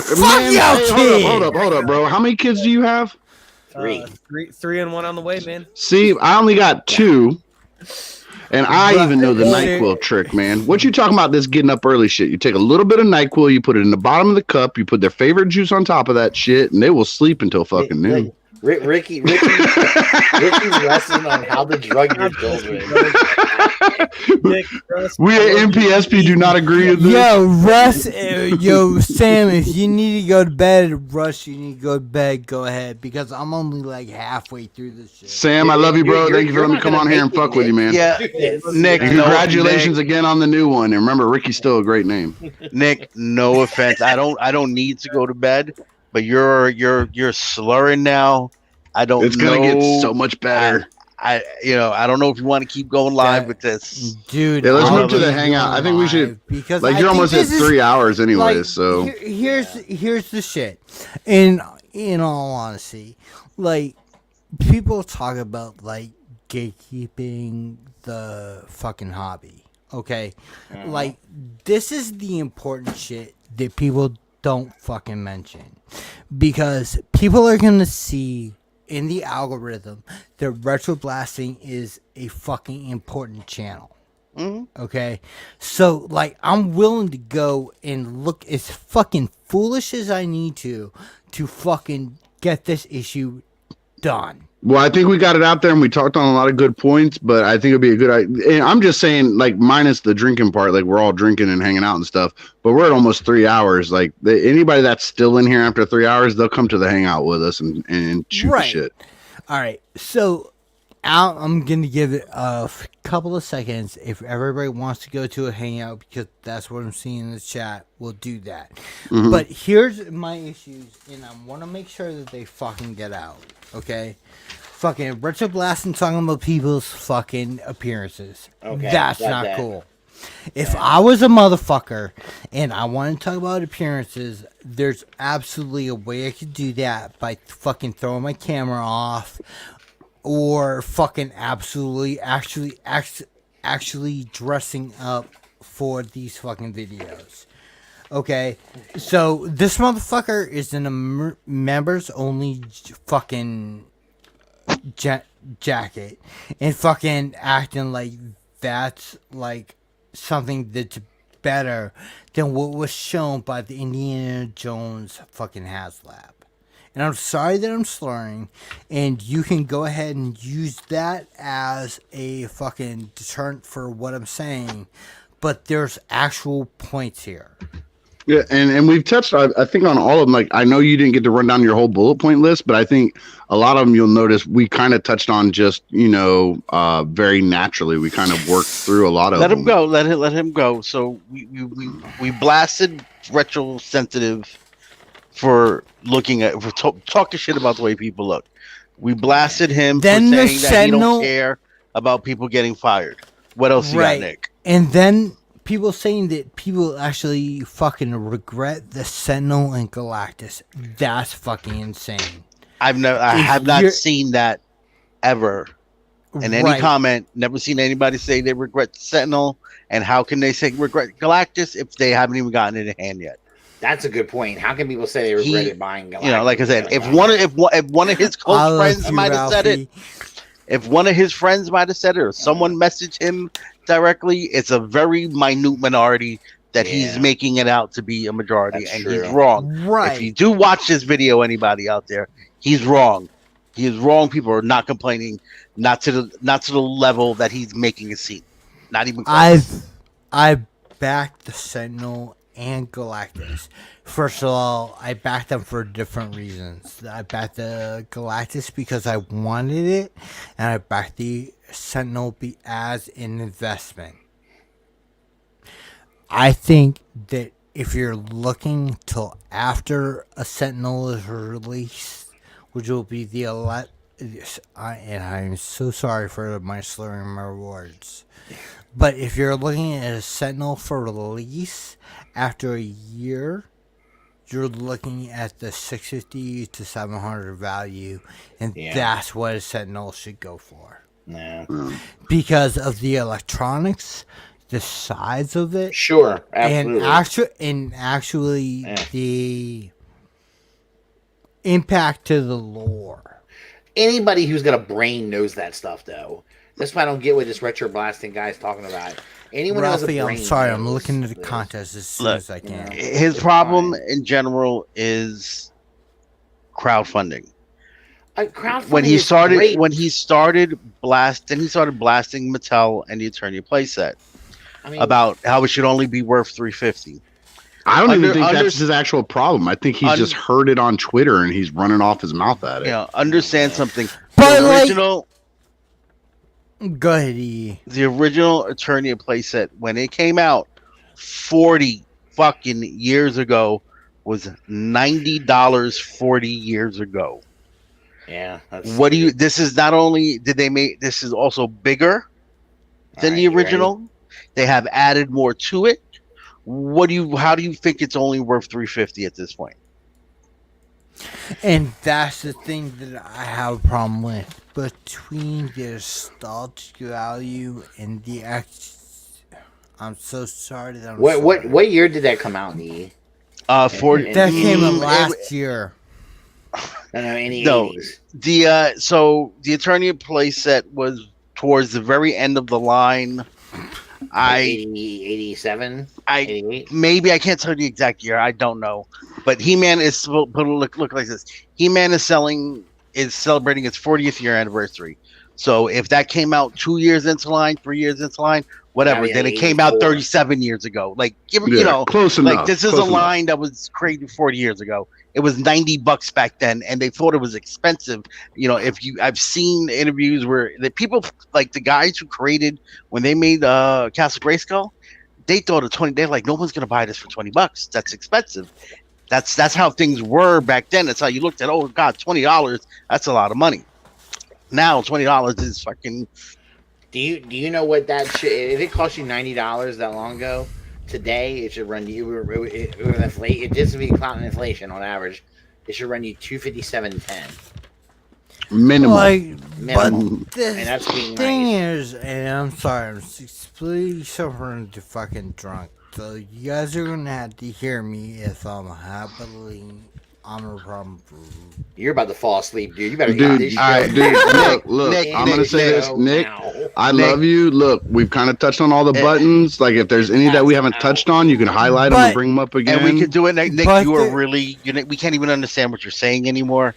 I think we need to close the I'm show. afraid you're gonna pass that out. that last mason jar So- you hit is starting to kick in, bro. So like increasingly intrusive. I'm so sorry. Like, Yeah, Let's go to the that's hangout what- and finish this let's talk, go man. to the hangout. yeah, Let's go to the hangout. and hang out this truck. Yeah, If you guys feel a certain way, let's go ahead and do that. yeah. Let's go to the hangout and get that. Oh. Let's go to the hangout and get that taken care of, Nick. Hit the button. Make sure you hit the button. Yeah, I this isn't my StreamYard. I don't got control, so I can't end it. Nick, hit the Yeah. end button. Hey, thanks for But, hanging out, like, everybody. But like, Come check us out in the hangout. I want to extremely confused that like Nick. besides before me in every other Nick, stop the show. Nick, stop the show. Let me Stop say the what I'm show. saying. You can't You say what can't. you're You saying, can't and that's the talk. problem. Nick, Can't stop talk. the We don't show. understand you, man. We love you. I'm Trust sorry. me.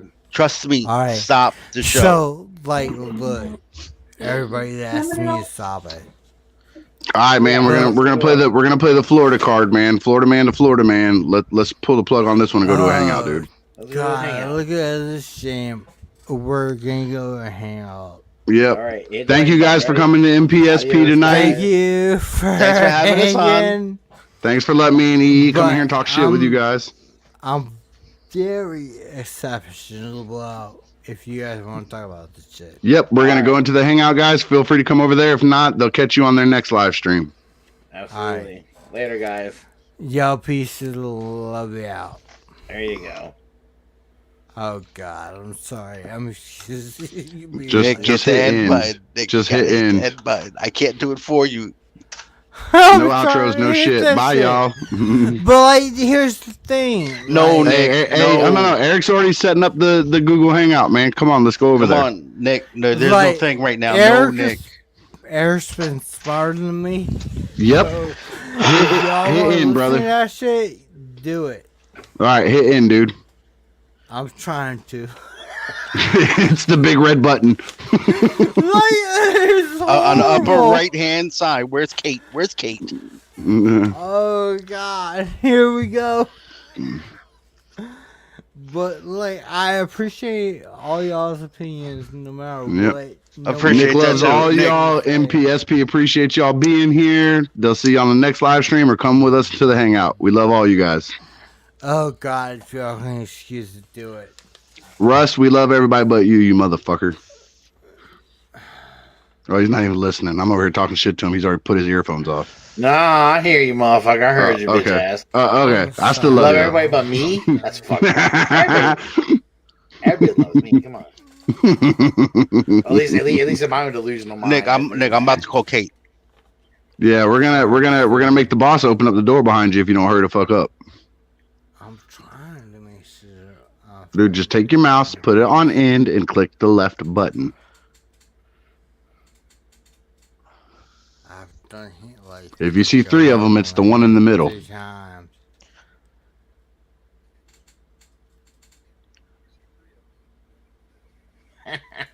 Sorry, y'all. Go ahead and do. Hit end, dude. We're not going nowhere without you because you got to come over there and finish telling us your bullet points. Hit end. I've done hit the rocket. Top right, man.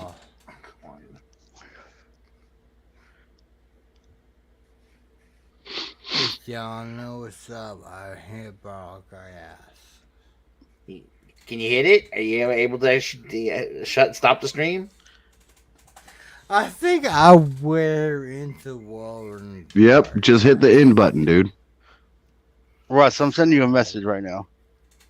I'm sorry, I'm trying to hit it. If I need to add some time, let me know. Because I'm not trying to hurt what they do. Just hit the end button, dude. Top right corner. I'm doing as best as I can.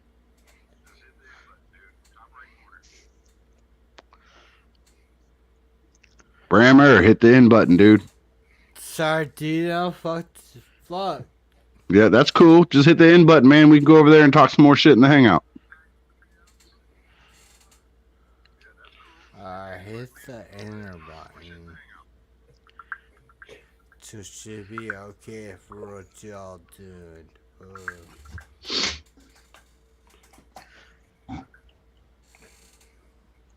And I'll make sure I hit Emperor I can't hear you sound. Oh man, I got a picture of busting two as a group.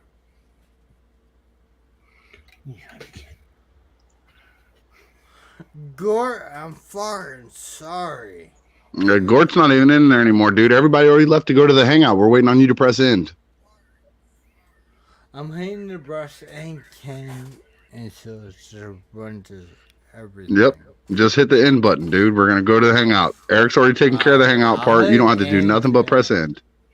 Alfred, Person Anderson, y'all are in there. Just hit end. He's going to take care of the hangout part, You gotta dude. hit the end, Nick. You gotta end the stream. Come on, hit the end button. You gotta, We're still live right now, dude. I'm trying to do it. I'm sorry, Neil. how are you trying? It's a You shouldn't. very troubled.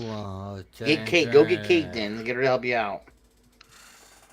Yo, fucking for real, Ember Changer, bro. I mean, he can't find the end button right in front of him. You want him to find Kate now? That's a good point. That's a very good point. They're bringing me Emerald and Amatella. Yep. Nutella. Hit the end button. Did he just say Ambien and Nutella? Did y'all hear that too? I don't know. Give me What the like fuck? 10 minutes and instructor. Dude, you want 10 minutes of this saved onto your live stream, dude? I don't Yeah, think so. You better I don't give a fuck if they see where they're in the live stream. end the because fucking show. I'm Nick. the Jesus fucking Christ. man. I know. End the show. You are the man, but what I need you to be is the man who hits the end button right now. You crazy. God damn, I've seen You the can't be button this like loud. 5 Come on. times. You are the man. Now hit the end button. You gotta be at the end. Oh, End Ricky, I'm gonna stream. see everybody. See, now everybody gives me shit about being Florida man, and you leaving this on video recording. We all gonna get shit for this, man. It's my fault. Dude, just hit the end button. It ain't no fault. Just hit the end button, dude. Oh, god damn, well, you been trying to find Ansible and just trying to fucking Ansible. How in the fuck? Like, I'm sorry. Yeah, Vendetta. It's not the Sorry, first time I've had to help a man. drunk friend through, man. It's not my first, I'm not my drunk first go as around, man. Fuck.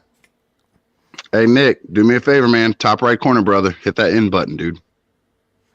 He already dropped out to go start up the hangout, dude. They're all waiting for us now. Alright, let me see if I can see it. Just hit the end button, dude. I'm trying so that everybody can see the same shit at the same time. We don't want to see it. We just want you to end But it. let's be honest. Like, I'm gonna be super honest with you, Nick. Listen to me very carefully. You are super fucked up. That last mason jar is kicking in hard right now. Yeah, So what I need you to do, after you. I know, but we don't want this on your business end of the MPSP, right? We want this off air. You know what I mean? Fuck it the way it's if I can too is ASFB. Everybody's been drunk in this world, but we don't need that shit on a video stream. I've done assess that nobody's drunk as I am. I'm a little tipsy right now too, man, because my knee's still killing me. I took a Vicodin and ibuprofen, and I'm drinking Jameson on top of it, so I'm pretty lit too. But is not so much the same as MPSP. We need right, can you stop the stream? Can you hit just hit in, dude. Stop stream. End the stream. If that's to be the best, I'll do that shit because I want everybody to see me. We don't want to see the shit. We're done with the show. We can't see anything because you're driving, man. So you have to hit the end button, my brother. Like if everybody, brother, see me. Remember, don't drink and drive, dude. We're driving now, so you need to pull over and let's go in the hangout. Assign aside to that. All right, we're going to the. You are all those things, my dude, and I love you, and I got your back. And if I could drive over to your house right now, I'd help you out. But you need to just hit that end button. Just seem to make sure I stop drinking. Yep. All right. Yep. I got your back, dude. But let's hit that end button first. Hit that end button. I'm first. trying to see the end buttons where it lands at. It's in the top right hand corner of your screen, dude. I see it's the top left screen. It'll say end or stop stream. Let me just make sure I get this down to where. Yep. You need to hit that, dude. Because, like, that's the other thing is that you don't understand that summer scenes need to advertising. No, we understand. Hit end the stream. You got to end the stream, Nick. End the stream. Fuck you, write something in the papers. This shit. All right, hey, hold on. Brammer, take a deep breath, dude. Real deep breath. Dude, I'm sincerely take a deep breath. Get your head clear for a split second and just hit that end button, dude. Take a deep breath and hit the end button. I want to make sure that, like, you, Ricky, and somebody others seem that I had need to purchase symbol, and that's what they shared. Dude, I got your back, man. I've been drunk. You know I ain't going nowhere without you, man. But we can't go anywhere till you hit that end button.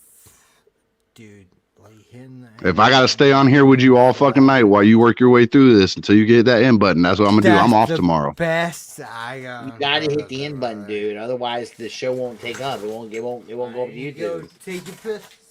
Hit that end button before you go take a piss, man. First. End the show first. Oh man. All right, so he's not gonna make it. Yep. Show my end right now. Do you have Kate's number? I don't. I think he's about to start puking. He's gonna start puking here in a second. Why he decides to fucking drink like that? I don't know, man. I don't know. He wanted to chug that mason jar and show me what. And he's on the floor. God damn it. Hang on. Let me see here. And he literally flipped his chair over. He's on the floor, man. I have no way to get a hold of Kate. I don't have her number. Let me try to see if I can find. He's on the floor. He's not getting back up. Nope. He's not.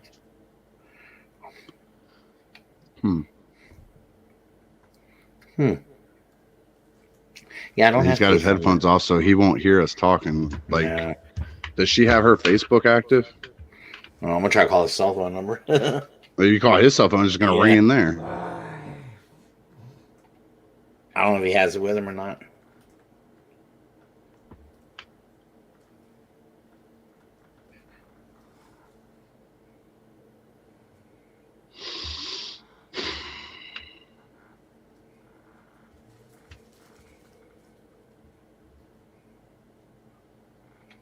Yeah, no answer. It must. Maybe it isn't. I don't know. I didn't hear it, but there's no answer. So I thought maybe he might have left it out there, out in the other room or something. But I'm messaging her right now. okay. Oh, there you go. I didn't think about Messenger. Shit. I can reach her for that. That's true.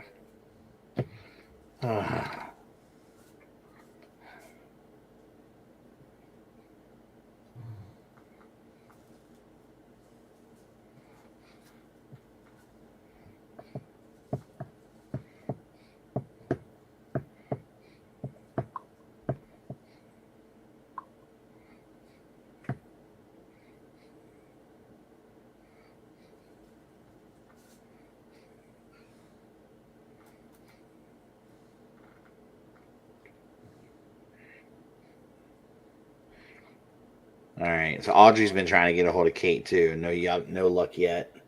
Damn it, man. Hold on 1 second. She might be asleep.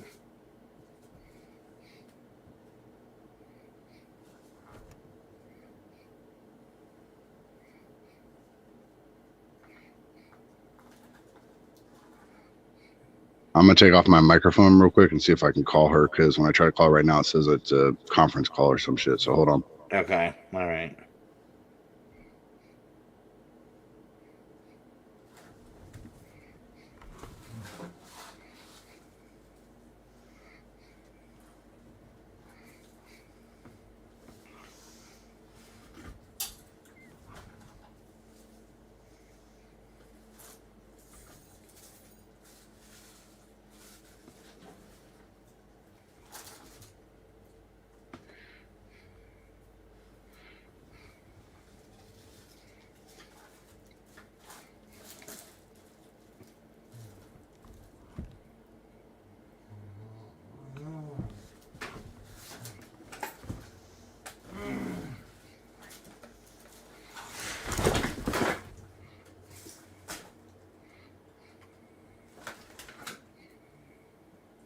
Yeah, it won't work. The only way I can do it is to drop out of the show, but then you won't be able to let me back in. It's easy to control that. Yeah.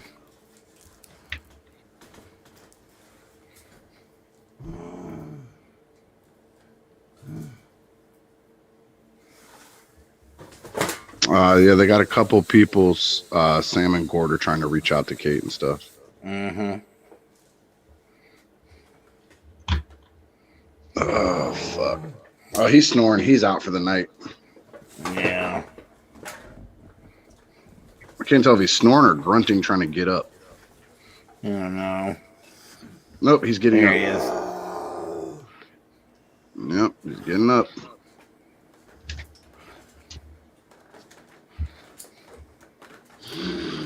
Oh, man. Maybe. He's getting there.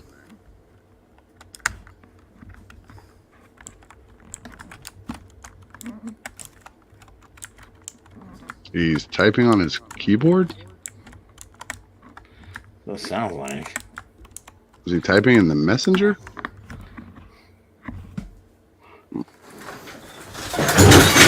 Man, he's knocking over everything, dude. God bless. It's a fucking lush, dude. Nah, it was that last one that did it to him, that trying to chug that mason jar to show off, caught up to him, man. That was a lot of rum.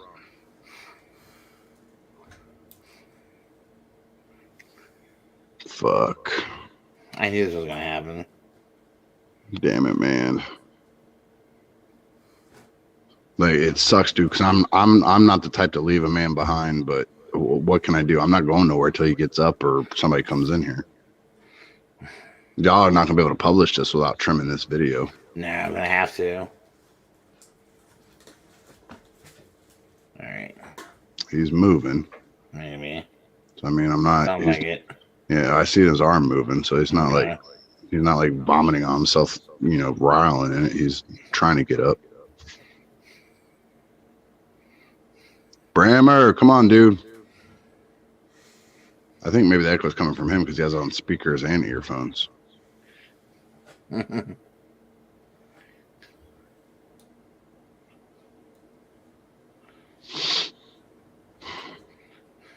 Damn, dude.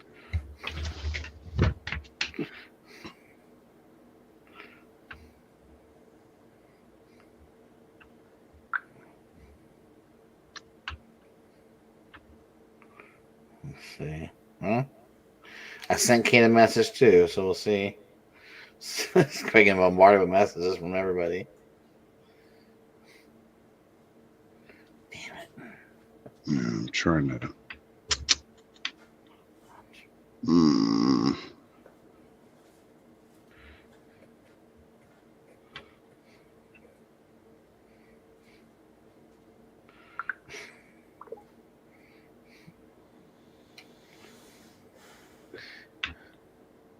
Yeah, he's out now. Yeah. He ain't moving. I'm over gone.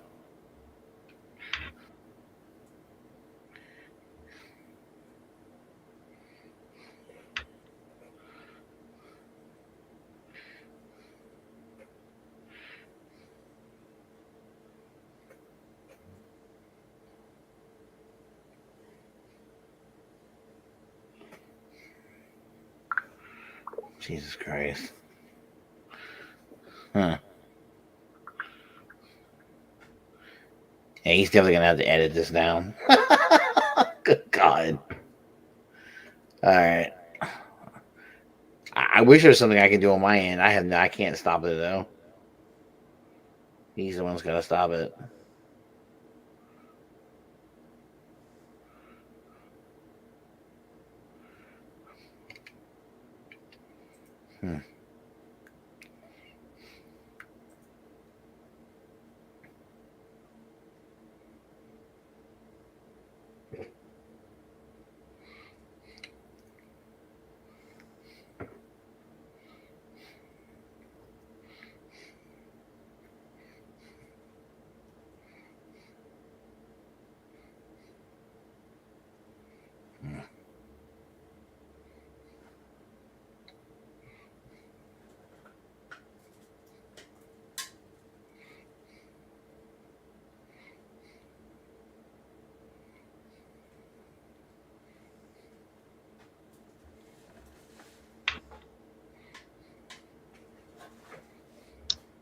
Yeah, Ralphie. I messaged his wife and his son on Facebook just to see if anybody was awake and moving or could get to him.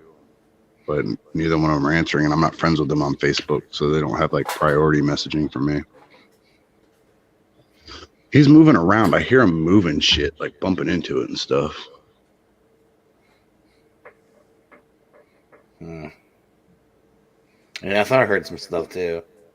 Some noises, but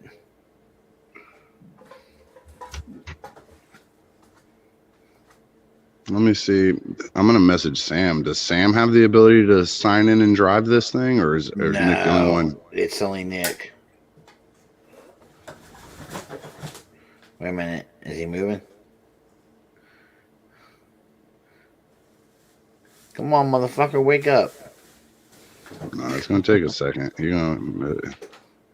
That's a lot of rum. Jesus Christ. He chugged it down too. Yep. Because that's not even a little mason jar. That's one of them big ass motherfuckers. Yeah, really. He's moving around down there.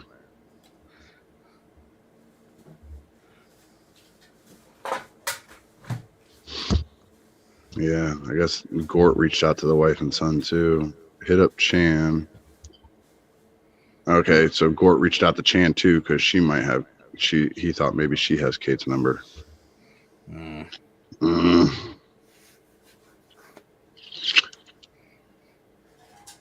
Well, what the fuck's the old saying? If you can't beat them, join them. Boom. I'm gonna keep drinking and smoking my Newports, man. Eventually, that man will get up.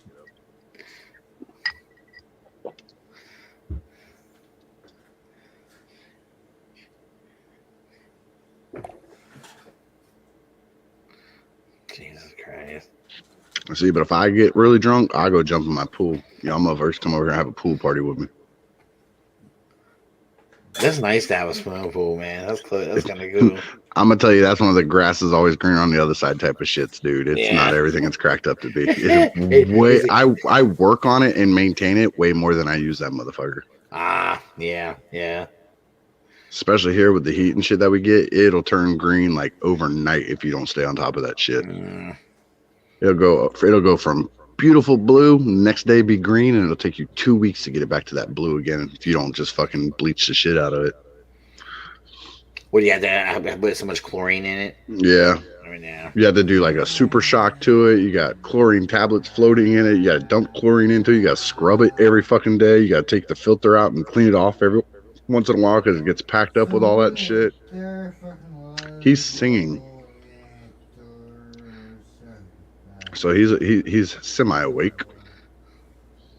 I don't think he can hear us because oh no, he took his headphones off. He can't hear us, but we can hear him at least, and at least know he's okay. Yeah, it's true. That's true. Dude, I'm gonna get this motherfucker's address next time he's sober. And I'll drive over to that motherfucker's house. He don't live but like maybe an hour south of me. I can get to his house long before he ever figures out how to get off that fucking floor. On time. God, no. He said, on time. Bitch, you're on time for bed. Get the fuck up off the goddamn floor. He's gonna be mad as shit if he can't. He's gonna be mad if he can't salvage this episode. Ralphie just said that the stream's gonna be dead in a few, and I don't know what that means. Well, it should. I don't know. It might be limited on how long you can go.